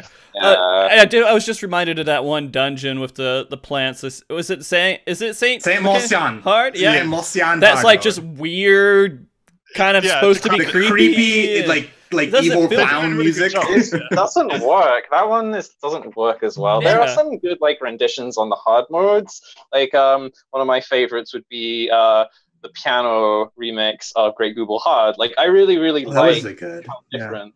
Yeah, the music for that one's fantastic. And then you compare like Saint Mocian to the other dungeon that came out with the Burn. Burn's music is great. I love the Burn. Music is good. Yeah. I actually really enjoyed the general music structure for all of the elemental lords. I don't know elemental, the four lords. If you like pay attention to how it's like structured, there's the unifying like factors behind all. Some things which are present in all of the tunes, even though they're all individual and unique in their own way. And Soken actually did a really good job. And it was also really cool seeing Yoshida sing Yaku's theme. I think he was he almost looked like he was dragged into that one. Like I don't know. He has to use that kimono though. It was like what, 1 million yen or something ridiculous. Yeah. It was really nice. I like how we're doing like a PvE show and we just go into music here. I mean, we're just talking about the successes of Storm Blight. I think the music was How dare great you enjoy still, the game? But yeah. And I think how good the music was for a lot of aspects and how good a job Soken did with it, as he normally does, I think does speak to that. Stormblood wasn't all bad. Also, how many he has to churn out every time. He has so much work to do. Like, if there's a few that are like not home runs, and I mean, whatever. I mean, there is getting a little bit too spoiled on a good thing. You can't really expect everything to be good, honestly. Like. And he still made some amazing. I probably have listed like probably half of God Kefka's views on YouTube are probably me. I mean, I've listened. I'll be quite frank. Like 99% of the time, I'm like playing an MMO. I turn the music off, but Final Fantasy tend to listen to it. So I turn it off after a little while. Right? I turn it off. I turn it off for like a while, but like most of the time, I just tend to leave it on. You remember to turn it back on so you can listen to it every patch. Yeah. No, see, what I do is I put the OSTs on and I just play them through that way, so I hear the different music. Different environment. That's what I do sometimes. Yeah. I remember when I first started playing this game, and like I was like, "Oh, I'm riding a Chocobo. I was playing Chocobo music. This is great." And then after a while, you're like, "I can't do this anymore. I just can't do it." And you have to turn the I choose what mount I play. I ride on. 50% of it is based on the BGM that plays in the background. Like if the music's not tolerable, I just don't ride it. Yeah. Oh, Magitech. I think there's 6 or 7 versions of the Chocobo themes tune in game. Oh. Yeah. Something like that. Oh. Feels like it, doesn't it? Okay. So we'll get back to the PvE stuff a bit here. Overall, talking about the balance of Heavensward here. I mean, it's weird because when I think about it, I think balance just needs to be at the point to where all the different jobs and all the different roles and everything else, I don't know why I keep saying roles, but jobs, they can be in a fight. They can clear a fight. They can not be too far behind the other jobs every out there. comp is viable, is what you're saying. Yeah, Well, I think they did a much better job in Stormblood than Heavensward with that. Like, there's no one comp that you just simply trade out your caster for a bard, and whoa, the boss is 10% HP lower. Like, it's like you add, like there's so many comps that actually can clear. Like, people memed Black Mage and Samurai too much for majority of this expansion when they could still clear content really well and really fast. I mean, there are issues. I mean, you look at how not fun Machinist is to play, and you look at how White Mage has been designed into a corner again and just completely feels left out in a lot of ways. And but I mean, for the most part, you can take any job, and as long as you're not trying to get like world first or like speed run to like top 5, you're not actively trolling your team by bringing in like whatever job you want. The meta isn't so pronounced that it's, what is it, Dragoon, Bard, Machinist, and I can't remember what the last one was. Monk, was it, in Heavensward? Where you always had the same comp. Was it Ninja? I thought it was Ninja. Ninja. It was Ninja. Ninja. I always Attack. Trick Attack, yeah. But the thing is, like, players, not all players, but there is a big tendency to meta sheet, which is people see what like the top logs are, and I see this every day in the balance in various channels, and even in the summoner ones, where someone, when I was in Japan, I was reading through, like, I was looking through the top 10, summoner passes for this fight, and I noticed they were doing X, which isn't really what you're, suggesting. And so I go, like, we were talking about, which ones did you look at, what was going on? It's, Eggy choice, Garuda versus Ifrit, different day. But the thing is, people will look at what the top like logs are doing, and they'll be like, if I do the same as that, I'm going to perform just as good. Like, that's like the inner thinking in a lot of cases, or not necessarily just as good. Like, hey, maybe I'll up my game, and my passes will be better. Yada yada yada. There are players who care too much about like what's meta for certain fights or certain like tiers, when they're not really in the place to make the best use of that comp, shall we say? Because it'll be like highly contextual. Say like speed, for example. If you're not speed running, why are you running like a comp that's more in tune for speed, or why are you doing certain things specifically for certain kill times? Like, that just doesn't really make sense. Right. But people have historically seen like, oh, because all of these speedrunners are using this one comp, therefore it's the best comp for the game in every case. And this leads to the fact that certain jobs will get excluded because they're not part of this meta bubble. Everything outside doesn't exist. And then you have it so that, as was said in chat, Samurai, Black Mage would get memed on, and they get excluded in Party Finder. Like, there's a whole trickle-down aspect from the top all the way down to the bottom to the casual side of the game. And so you end up with subpar ninjas that forget that Trick Attack needs to be used every minute, and sort of decide to use it maybe every 3 minutes. And you're just like, you've just lost the point in playing, doing it. And they're like, my DPS is really high as a ninja. I don't know what you guys are talking about, right? And so they do forget these parts, and it's weird. It's weird seeing people get into this mindset because they just don't understand that you need to just enjoy the game, be good at what you do, and you're good. Except for then you have the party finders to say, hey, no samurai, can't do it.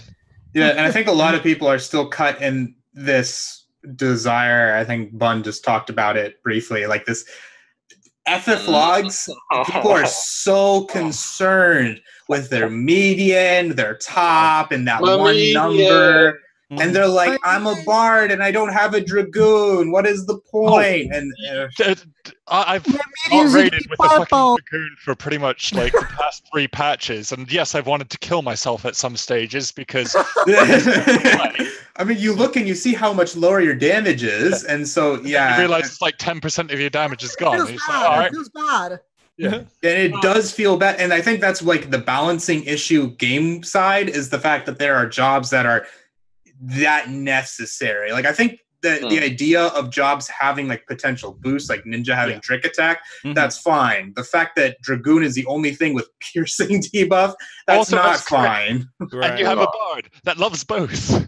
Yeah. There are things that like you objectively cannot deny are just strictly better for certain jobs or certain comp situations. Like, that's a game issue, but something that we can do on the balance side ourselves is like, for jobs that aren't part of this core meta, like, people seem to think that the difference between running meta and running non-meta, all else equal, is a massive, massive gulf. It's not as huge as people sometimes play out in their minds. There's a difference, sure, but not everyone is playing absolutely perfectly. There is a case to be made of, if you're playing jobs good enough, you can clear well, pass well, without necessarily having like. What are you trying to achieve is the big question. If Yeah. you're trying Okay, what is your goal? Weekly clears, and you're not too concerned with like going for world first, then sure, just play whatever the hell you want. If you're trying to improve, yes, watch how you're parsing each week on week, but a lot of optimization is done through your own ability rather than switching out to barring the rare exceptions, switching out one player.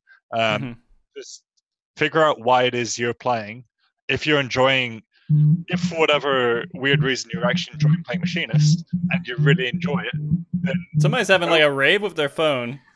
I don't know who that Put my is. phone over there. Okay. Someone's calling me. It's good. It's good. Go ahead.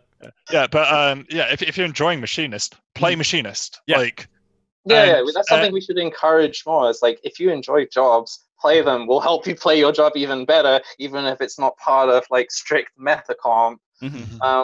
And like, sometimes people get too hung up on I that, think but it's starting to decrease though, thankfully, because it's not people have less hating of monks, less hating of summoners.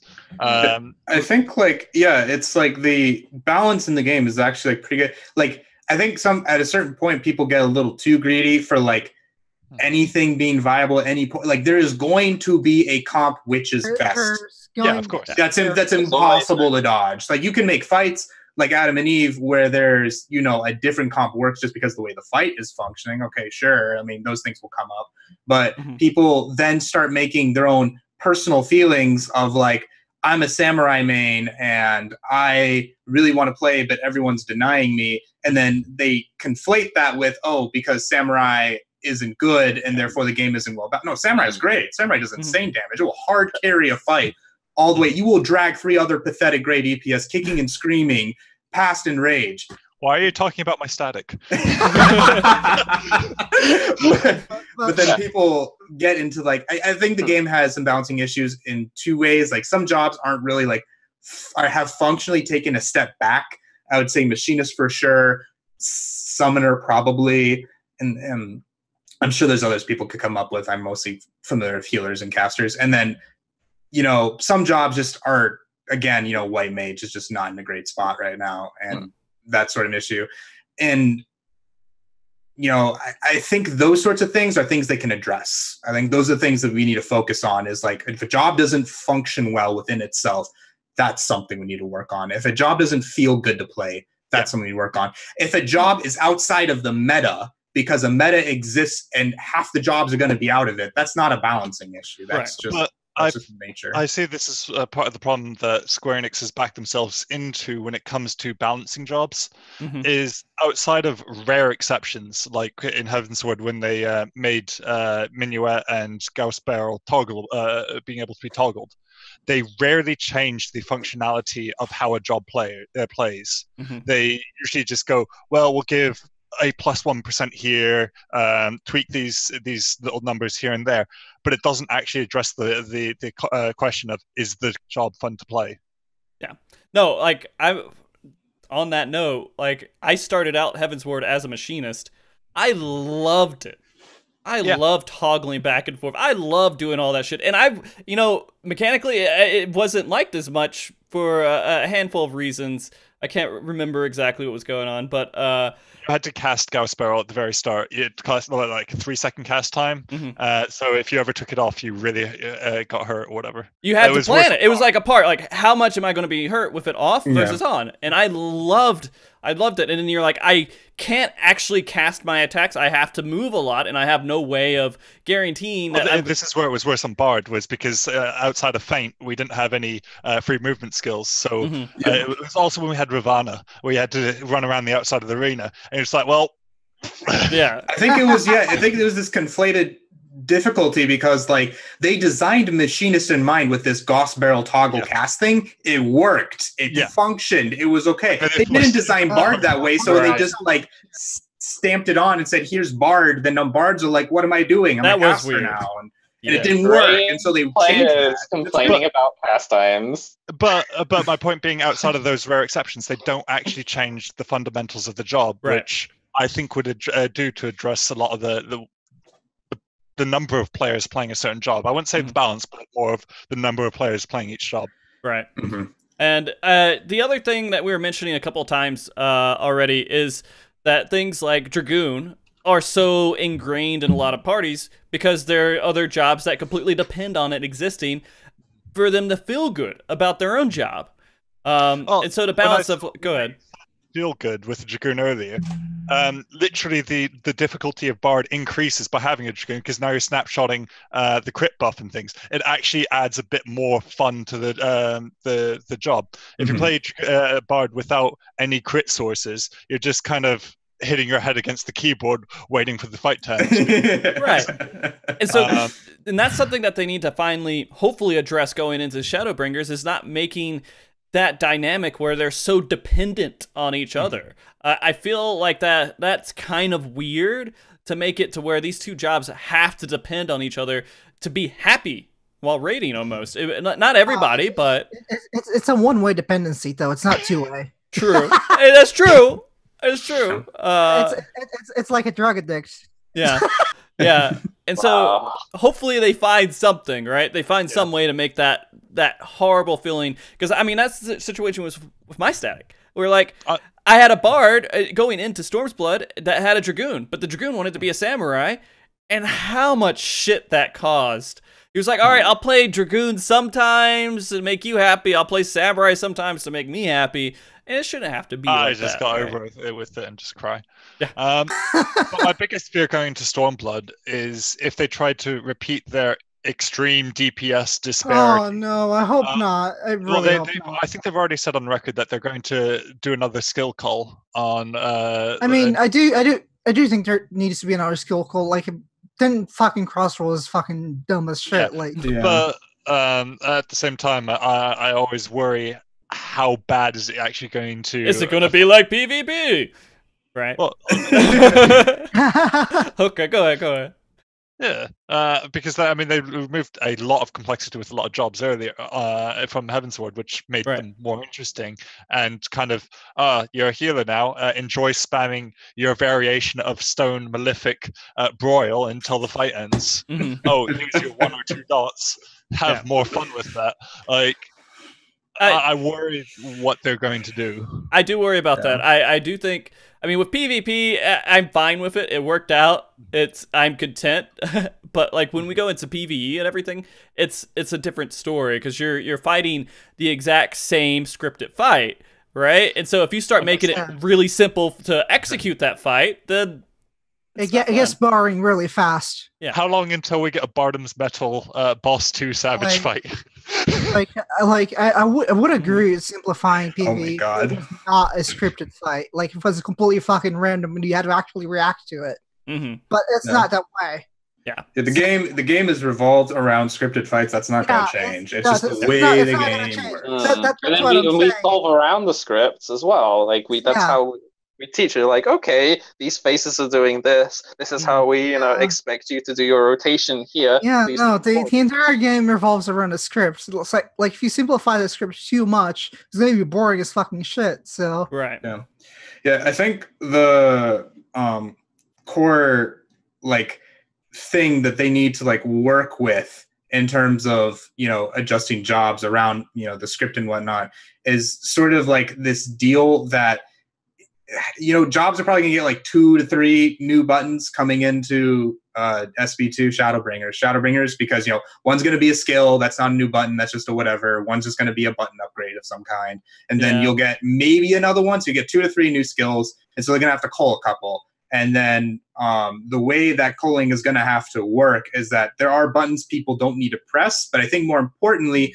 there are buttons that just don't make as much sense as they thought they did within a rotation. I'm sure other people. I play astrology and I have 2 fucking DPS buttons, but like I'm sure I also play summoner where I have like like this all these OGCDs that I got to work with, and things sometimes just don't really mesh well. And when you have a fight that's so scripted and your buttons don't really mesh, then you don't have this like as much like intrinsic like optimization, like, oh, maybe I can, do this other button in a different spot in order to better fit the timing of the fight. They don't really have that as much. I mean, I'm sure they don't think about that as much, but I don't know. That's sort of something that I sort of thought about when I think about this sort of deal. Yeah, we all hope they go in there and they make it interesting for us. We also have to hope that the way they make it interesting doesn't make it horrible for people who've never played the game before, right? Yeah. They have to do it, because we would love it if it was like a math equation, like some sort of calculus or something crazy, right? That we'd have to do every time we played the job. And we had this whole skill set where, because we're a good player, we're good. But we also have to look at the introduction to getting into these raids and everything from fresh raiders and stuff like that. Well, with the skill calling, I'm concerned because after they did it into Stormblood, now doing a lot of sub 50 content, God, it's painful. Yeah.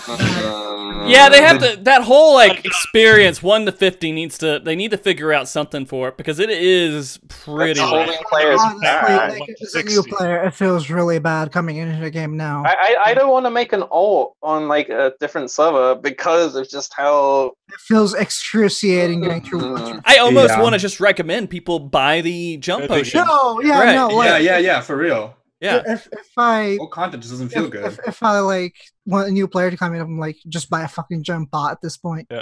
Well, this is one thing I was hoping. If you got to level 70 on on your main, you get a free jump pot on an alt or something, so I could just skip the crap. Yeah, like when you buy the game and it's your first account, you get a jump potion. It just comes with it. I think WoW did that, right? Yeah, World of Warcraft does that with every expansion. You get a jump pot. Yeah. And they might as well do that, because, I mean, while there's lots of stuff in there that you want players to experience, I mean, it's a lot of old stuff that we love, Titan, all this other stuff that we had to go through. It's just not a good experience anymore, leveling. It doesn't feel good. It feels pretty, like, barren in comparison to launch. Yeah, and there's another thing as well relating to this where, especially with newer players joining the balance, some of the things I noticed that get asked in the job channels is, are there guides or rotations or like openers and such for like level 50, level 60? And we're thinking, huh? Because generally PvE content is all focused around your max level. This is what you're expected to do. Like on the website I'm working on for Summoner, I actually do have a section for if you're like new or returning to the game from like ARR or Heavensward, and be like, hey, here's what's changed from what you remember. This is how you would generally play. Just abide by these principles. You'll be fine. But like, I just been noticing that, all these newer people coming, it's like, hey, how do I like do an opener at level 58? And I'm like, such a weird level to like ask for an opener for. It is pretty like weird. Yeah. I've tried to introduce some friends, and they're like, all right, at what point does the game get fun? And max level. You gotta hit max level. Even back in like a Realm Reborn, I remember I had 2 accounts that I had. One account that was a level 41 Bard AFK for like a year and a half because I didn't get there. I didn't know raids are fun. Get there. We recommend it. Everything else sucks. And then my other account got to like a level 50 something white mage, and then it just sat there. They don't tell you. I guess it'd be kind of bad self-publicity to tell you the game sucks right now. Just move on. But and you even do coil unsynced at level 50. Coil synced rather. You can with specific jobs required for the mitigation. Like it's actually hilarious. Nocturnal Astrologian is almost required because the average shield strength is so much stronger. It's such a problem because he removed basically everything that we had back in Coil. Yeah, they expected permanent Dragon Kick and Storm's everything. Storm's Path. Like I wouldn't recommend people to play level 50 summoner and like Sync Coil.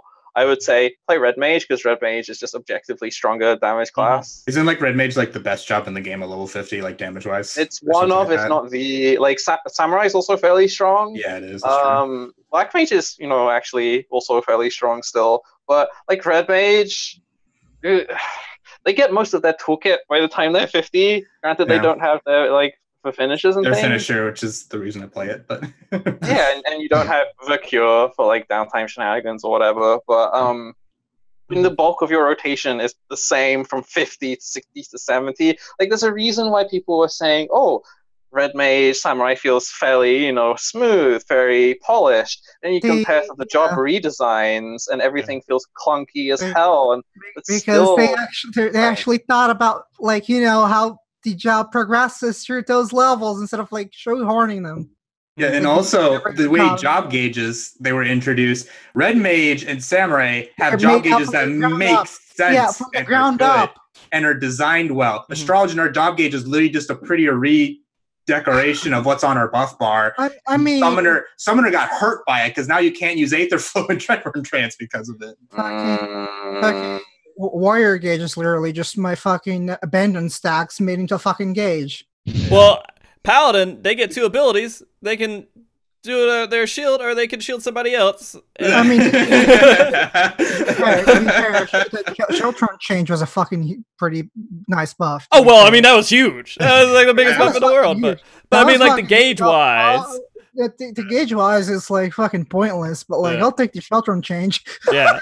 Yeah. And I mean, it's really interesting to see how they've kind of developed. I mean, it's going to be a problem. Every expansion is going to get worse and worse for the earlier leveling experience, and I don't know how they're going to fix it. I mean, I just can't think of a way that unless if they redesign all this new leveling experience that they have. And you also get the quest locks as well. Because you're going to have at the end of A Realm Reborn, at the Realm of Heavensward, at the end of Stormblood. You've got way too much content to go through there. You're just like, well, see you guys next year. It's like 200 hours of shit you gotta slog through. Yeah, and it's sad because that's the thing. It should be just part of people buying the game right now, because going back and fixing it just would be too much development that they would have to do. Go ahead. They do that in for example, Destiny 2, if you buy the annual pass, the season pass, they give you a jump to like get to the current expansion. And I don't see why they square money option here. Like to get people to actually want to like buy the expansion more. It's like, hey, you don't have to do the really tedious, long, annoying job quests. Just skip right past and be like, well, the thing is, people don't think that when they're starting a new game either. They're like, oh, I'm just gonna play the game. I don't need to skip past everything. And it's such a weird situation because they can't promote skipping past the content, but it's something that would give them a better experience. Yeah. Also, if it would make a bigger difference as well if the early levels for jobs felt as good as the like more recent jobs, because for sure, like you wouldn't mind as much if the jobs still felt pretty clean, pretty nice, but when they felt really bad, they just can make you level up really fast. Maybe it just have a very but then you get hit by your Heavensward skills are locked behind the quests. And you have to get to his Heavensward before you can do the job quests. Yeah, there's a lot to revamp, but let's get to what you guys think, at least for max level going into Shadowbringers. Let's turn over to Shadowbringers for a bit here. So if you guys are talking about where we are with the game right now, with all the jobs and everything else, what changes? How could they do positive changes going into Shadowbringers? Revamp lilies. Revamp lilies. White mages, it's okay. I guess if we're gonna talk about healers, so healers are at this weird state where you have two healers in a pretty good spot, and then you have a third that's just like really not. And the core issue of White Mage is exactly the fact that it's designed in a world that no longer exists. You get rewarded in White Mage for GCD healing, which is not something people do anymore. There's no point to it. So it's a world past us. They need to move past that and make Lily something tied to something else if they even want to stick with it anymore. But the core deal with healers that people are talking about moving into Shadowbringers is the one comment about the barrier regen dichotomy and what they want to do with that. And people have a lot of opinions on what this means. It's very cryptic. We don't really know a lot from what it means. At a base level, it's a good sign because we don't play healers as we have your barrier healer and your regenerative healer anymore. You have healers with different parts of their kits and different OGCDs and different raid work functions that get through fights. And that's sort of the purpose of them now. It's not you have your barrier healer. And I mean, yeah, you need shields for certain fights because it's just they're designed that way, but that's a different deal. It's not necessarily that you need a regenerative shield healer dichotomy.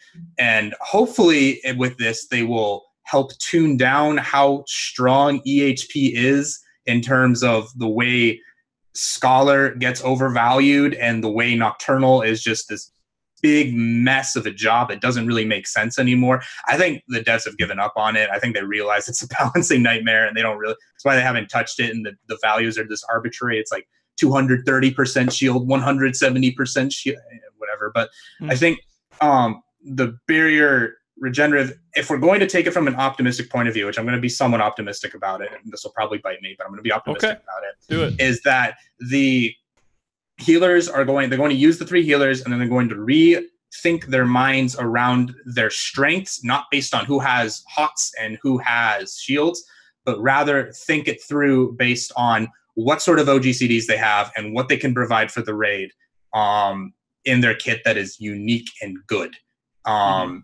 through those OGCDs. And if they do that, and now they can see, okay, Scholar has these ideas. It's got its fairy, it's got this Aether Flow mechanic.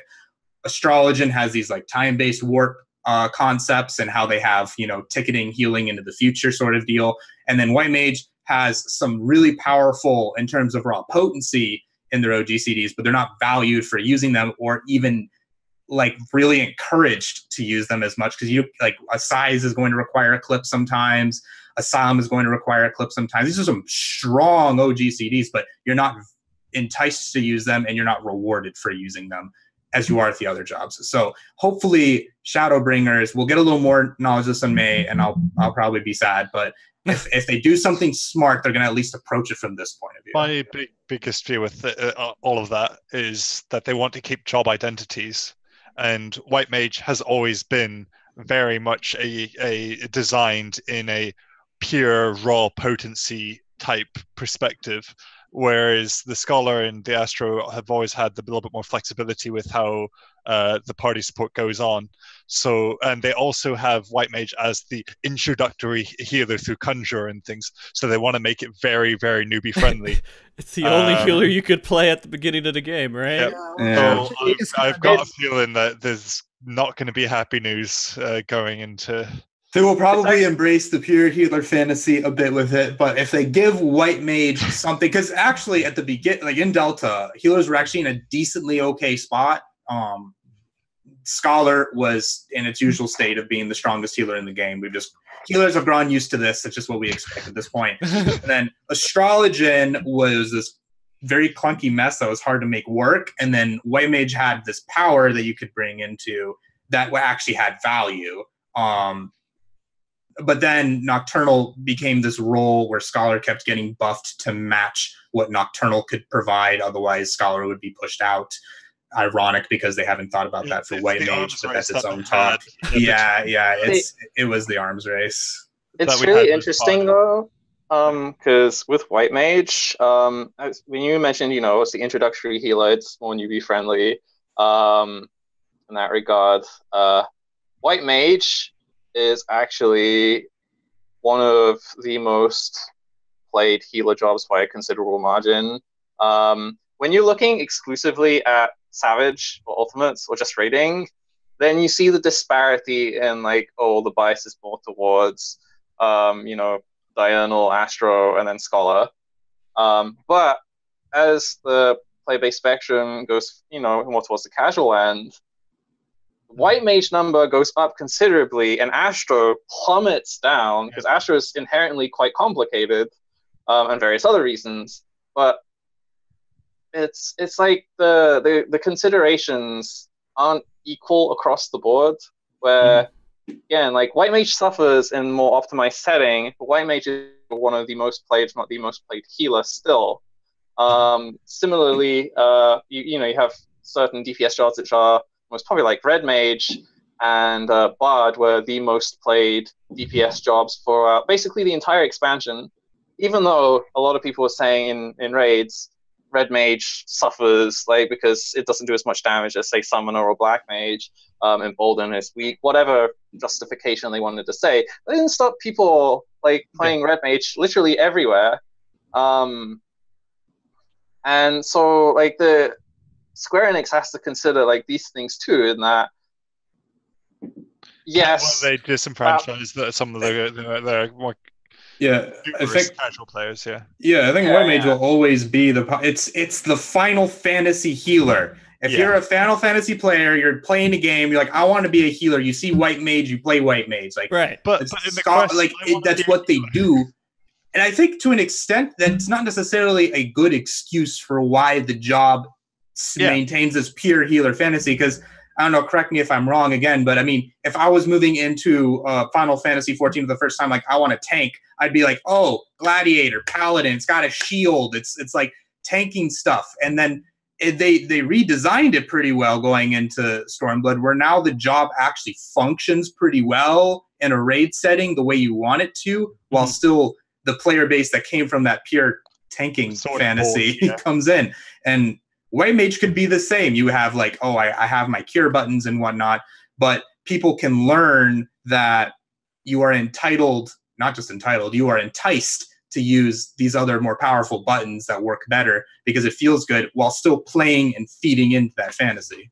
Yeah. All right, so we'll hit a couple more topics before we end up. We've already been going for 2 hours. It's just kind of flown by. It's just your smile. It takes away the days. Oh, thank you so much. Oh, were you talking about Ahri? Oh, god damn it. No. I was actually talking about Nem. Yeah. That's what I thought you were talking about. Fair enough. So the other part that I thought was kind of interesting that I want to bring up with you guys, and I brought this up on Twitter too. It's one of the reasons they said, hey, we're going to add a new tank is because they felt like it would be easier to balance 4 tanks than it would be to balance 3 tanks because of an OT and MT kind of composition that's going on.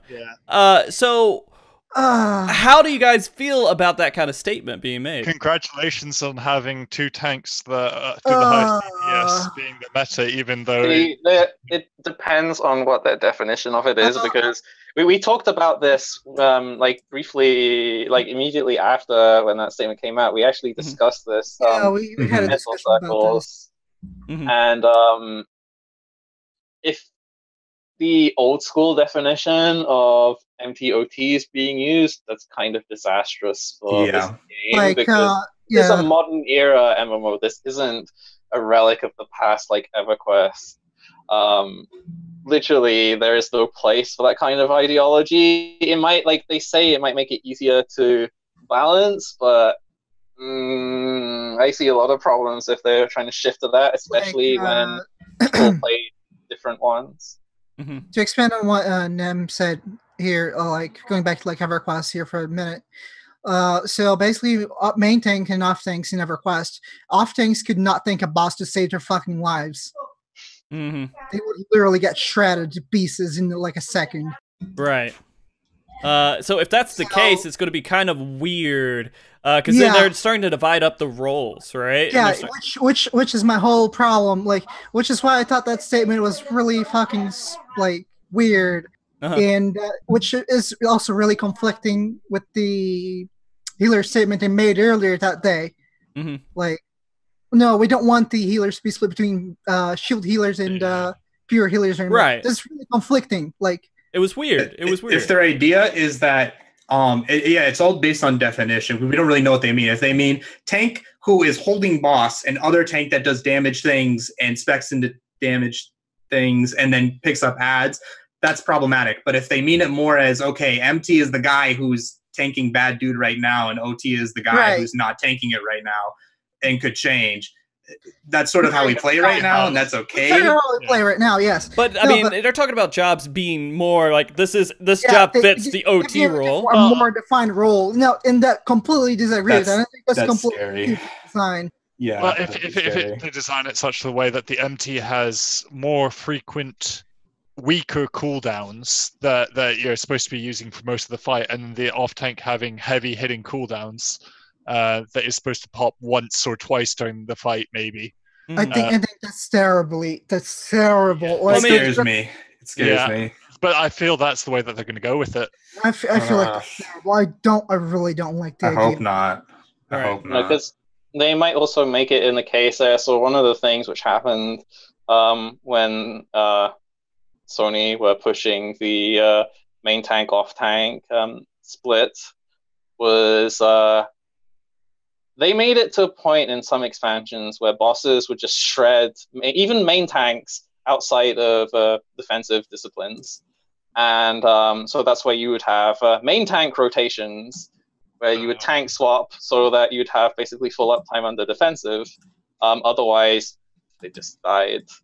And like off tanks couldn't tank for shit. But not only was that like a problem, what if, say, DPS took aggro, they just literally vanish in a split second to a bloody mess.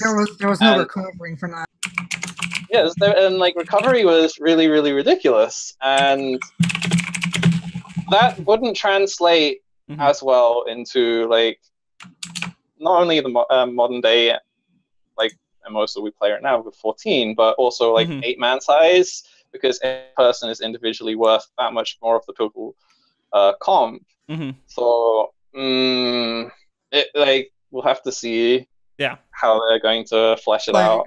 I wish they had expanded further on their statement. Like, I wish they had said something more, because that's a really fucking vague statement and it fucking scares me. It is scary. It's super scary. Because we don't know. Because we've as a community have kind of tried to stay away from that mentality, right? There's no off tank, main tank. We are tanking this boss, and how can we do that the most efficient way possible together? It's not, hey, you're going to be off on the side, I'm going to be taking a boss, and hey, you'll take it once and use hallowed ground and give it back to me. It's not. I don't know. I mean, we have kind of already developed this meta a little bit where warriors always pull and they stay, at the beginning of it, but you still have the swaps that are even throughout the phases and stuff. Which, if we take optimism again, if they recognize that, I'll be the optimist guy here. If they take optimism again, if they recognize that, then maybe they give, what's the class called? Gunzerker? Gunbreaker. Thank you, Gunbreaker. If they have, I know you're not playing it. I actually am. It's gonna be like one of the first things I level. I'm so excited for it, but I don't remember its name. Sorry, but like Gunbreaker, if they give Gunbreaker like this move kit ability to pull the boss as efficiently as warrior, then maybe that's what they mean by MT. Right. I'm being optimistic. Who pulls the boss first? They probably have no clue. They probably have no intention of. I honestly hope you're right. Like, I honestly hope you're right. But I hope it's like, how many times have we got them to say we didn't expect players to play the class like that? They had no idea that Unchained Equilibrium was just snagging the boss the way they thought it would. We also had Ninja, that they didn't realize that there was a better player rotation than what they were testing. I think Machinist also had at one point. Ninja's had it twice, like in different expansions, where they're like, "Oops." Ninja on release and on Stormblood, I think. Stormblood, yeah. All right. Well, the other thing that we're kind of introducing, I mean, with adding Dancer in there as well with Gunbreaker, we have 17 jobs, right? Yeah. 17 jobs, 8 places in a raid. It's going to be kind of a weird feeling trying to keep everyone happy. It would be nice if they make fights that's like reward you for having multiple jobs leveled, so you could flex. Back in the day, they did, right? And they completely removed it. They used to. Yeah.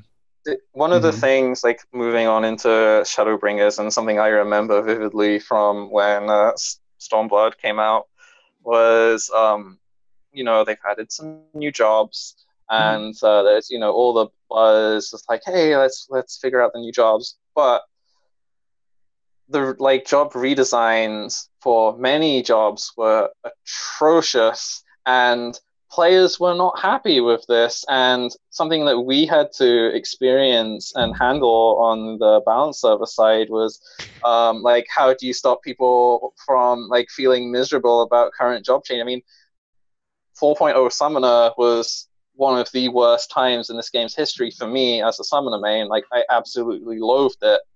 As bards, we sent to get well soon. You guys can't even imagine. As a summoner secondary player, it's like the second most played job. I played Black Mage more than Summoner for a majority of 4.0 because I was so disillusioned with the job. You guys can't even imagine what that felt like on the PvP side. That was pretty rough. Yeah. That was huge. Go ahead. It's gonna get worse though. Like, well, I'm not sure about worse, but as they keep adding more jobs, there are going to be more players of other jobs that are going to be unhappy because when the expansion is released, they're not going to be happy with the state of their job. And it's something that we actively have to, like, I don't want to say police, but we don't want... The meta issue becomes a bigger thing where, these more jobs are now meta. Well, these other, these other 9 jobs aren't taken.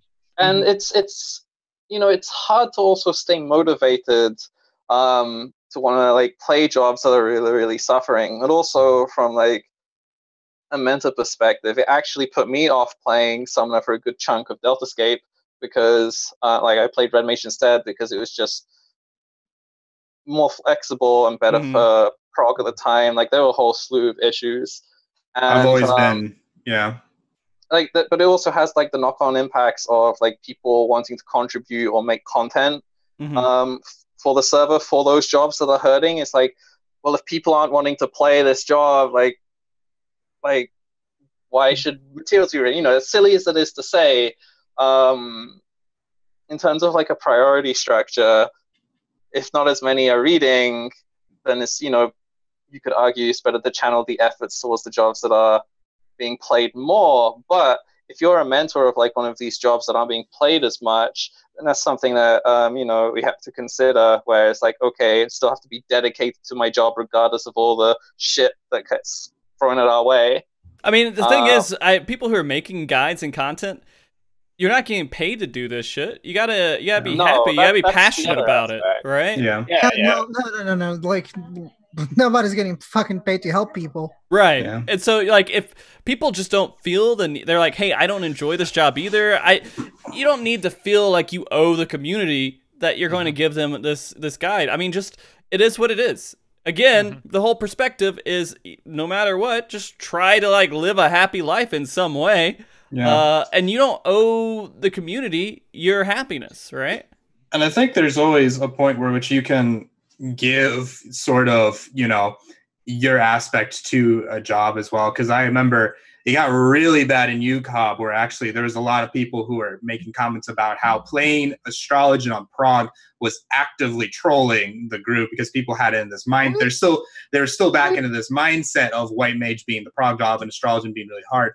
And then, you know, as I'd grown a lot as a player, and I actually could recognize even further as I got further and further into the fight, there are parts of that fight that Astrology is actually really, really, really good for. I mean, now it's obviously the way it is now, but even back then, there were parts that it was really, really good. And I think that is sort of something that, you know, from, you know, a perspective of someone who plays a job through everything. I mean, I played the job in Gordius, so I mean, I've already seen as low as it can go. Hopefully, I'm a Never say that. But a popular opinion, I actually really fucking liked Astrologian and Gordius. Astrologian was amazing when it came out, but I mean, it wasn't like perfect.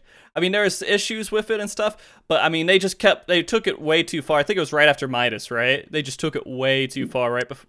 Oh, the big buffs with all the cards and everything. Oh yeah, balance 20% was ridiculous. That was uncalled for. They didn't need to do that. They didn't need to do that. That was it was ridiculous. Like in such a good spot, and then they're just like, let's make it even better, and then like it was ridiculous. Yeah.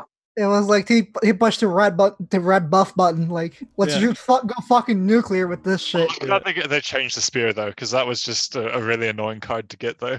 Yeah. Oh yeah, cool. I know Nemekh has his opinion of the fact that it's the way they made it crit, and he could probably talk about that in another situation. But I mean, triple Akmon. I want my triple Akmon back. But one of the other things as well is with 5.0, like it's with to think it's 5.0 already. 5.0 is scary right now, man, because it feels so. This whole, and sorry to interrupt you, but going like into this whole like last year and seeing how information has been released and kind of how everything's been presented to us, something feels off. He dropped so many bombs at us at the end of Japan Fan Fest, and they gave no explanation or clarification. And now we're sitting here waiting for May with like main healer, off healer, main tank, off tank, 2 new jobs, complete job rebalance. These are so many things they threw at us, and they're like, have fun. That's what I mean. Like, we have to wait for the media tour to expand on all of these things, because for our server side of things, we don't necessarily know who's going to be playing which jobs, especially from like a mental perspective, where you'll have some people be like, yes, I'm going to play this job regardless of what happens. Then you've got the mentors who are more flexible in terms of what they choose to play, whether it's for their group or just out of personal enjoyment, where, for example, like Aya was a tank mentor for the longest time, then he became a melee DPS mentor. Then you've got ones who like might play ninja and ranged.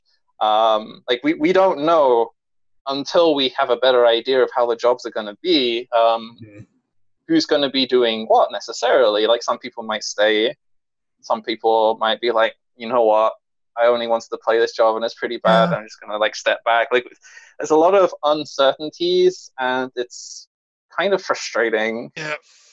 Kind of frustrating is an understatement. It's really fucking frustrating for me. It is going to be really interesting going into this expansion and seeing how few healers are going to be out there. And like the population is going to be completely reduced. Everybody's going to either the new jobs or they're like tired of healer. They want to try something new. It'll do that way at the start, but I imagine most healers will go. Healing is healing is healing is healing is healing. I mean, people will get back to it. They'll come back around. I mean, it'll be weird. The jobs will be different and fun in their own way. Come Shadowbringers, a lot of people are going to swap off and be like, I'm Mad Dancer isn't a healer. I'm going to go play Dancer now. I'm going to throw my chakrams and live my dream. Yeah, and I'm like upset that Dancer is not a healer, but I'm like upset because like we needed a new range. I'll agree with that. Yeah, we needed a second range to choose from. Yeah. Did we? No, we did. Okay. I don't think we needed one because we last range we got was like Heaven's Ward, and that was also when we got our last tank. If you think about it. Yeah, it's sort of like they were in a spot where damned if they do, damned if they don't, because they said they're not going to ever release a tank and a healer in the same expansion again because it was a balancing nightmare. So either tanks would be unhappy that they didn't get a new tank, or healers would be unhappy that they didn't get a new healer. And it was going to happen to something. Yeah, it was going to happen either way, honestly. But yeah, no. I'm glad Dancer isn't another melee DPS. I think Dancer tank. In hindsight now, I think releasing a tank was probably the smarter idea. Yeah. Because tanks are actually like fairly balanced. Get an idea of how they want to change healing. Like I just hope they don't fuck it up.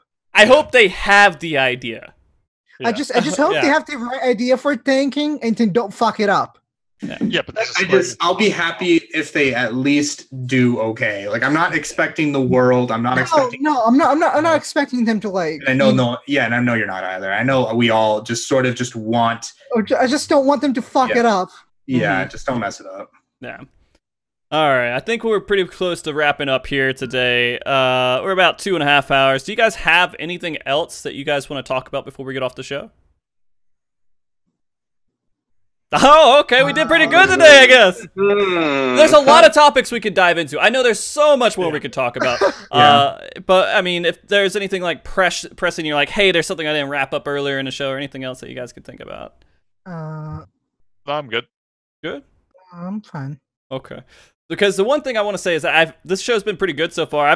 We've all, like, usually when we have like 5 people in the show, there's a couple of people who are just like, they say 2 sentences the entire show, but you guys have all been pretty good. Like, this has been a really good conversation, and I feel I guess it's been great. I hope that we can do more shows, more detailed shows later with you guys too, like maybe getting you guys on, because it's been awesome here. I mean, we have such a huge mentor group. I know a lot of them wanted to join in. Yeah, no, a lot of them wanted to come, and it was like really hard to pick people out. Yeah. I mean, coming into this next expansion, it's going to be a lot to talk about with PvE. There's going to be so much to discuss. For sure. A lot of work, and we're gonna have to be like, we're gonna be fucking grinding our asses off on spreadsheets and simulating. Yeah, I mean, And telling people to stop asking about BIS after Astrologing cards. I can't wait. Day because they're one, gonna get worst rid of this, Skye. worst this. Yeah, oh my god. All right. Well, guys, thank you so much for coming on the show today. Again, it's been great, and it's been a while since I had MogTalk. But I'm going to probably start changing the stream up a little bit, where I'm not doing a lot of my own streams. I'm just doing MogTalk. And so I'm going to try to get a lot more focused on doing this more weekly, and just kind of cut out a lot of the stuff in the week. Because I feel like I have a lot of fun doing this, bringing guys like you on here, having these conversations and everything. So we'll see what happens with next week as well.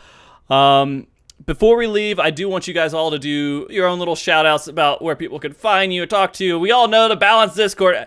Is somebody going to post the Balance Discord link in the chat? Skye. Skye? Do the honors. All right, yeah, and he has mod already, so he'll be fine.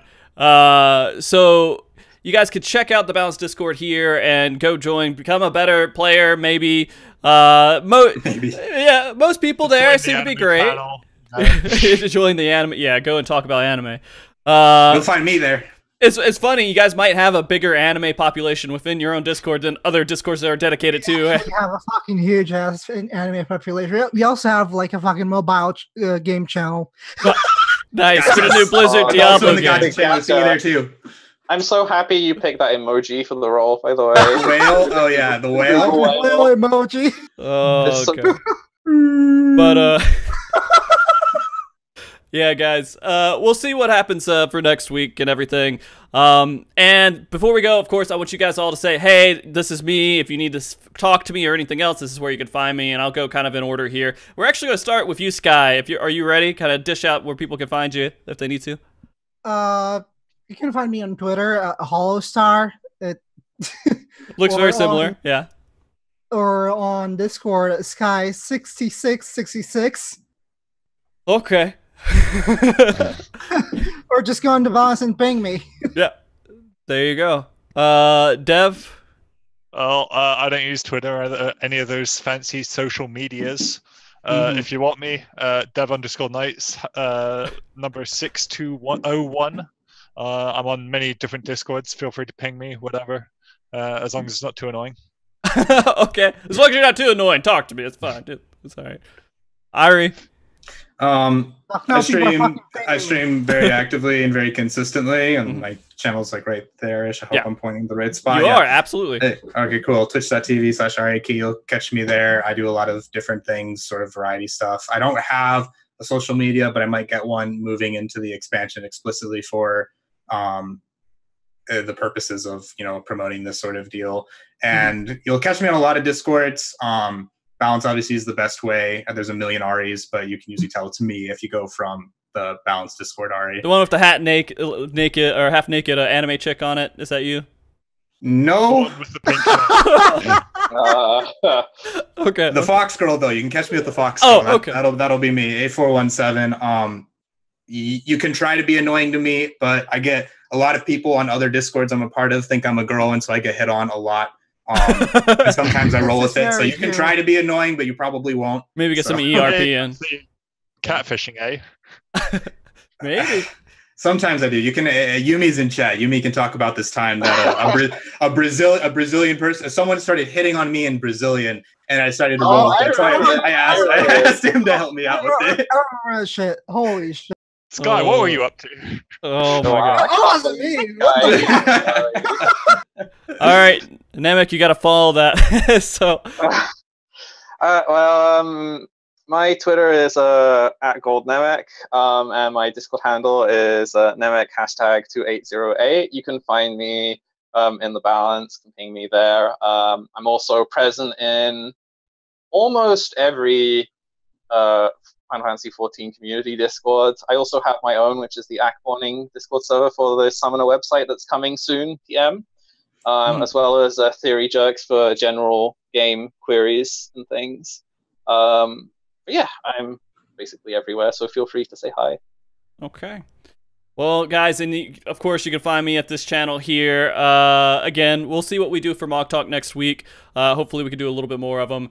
But yeah, that's it, guys. Thank you all for coming. Thank you guys all for watching and everything. I'll try to get this uploaded as soon as I can. And remember, be good, keep cool. Hey, stay frosty, guys. Let's all wave after that. Let's all wave after that and say bye. Be really cheesy. Bye. Bye. Good night.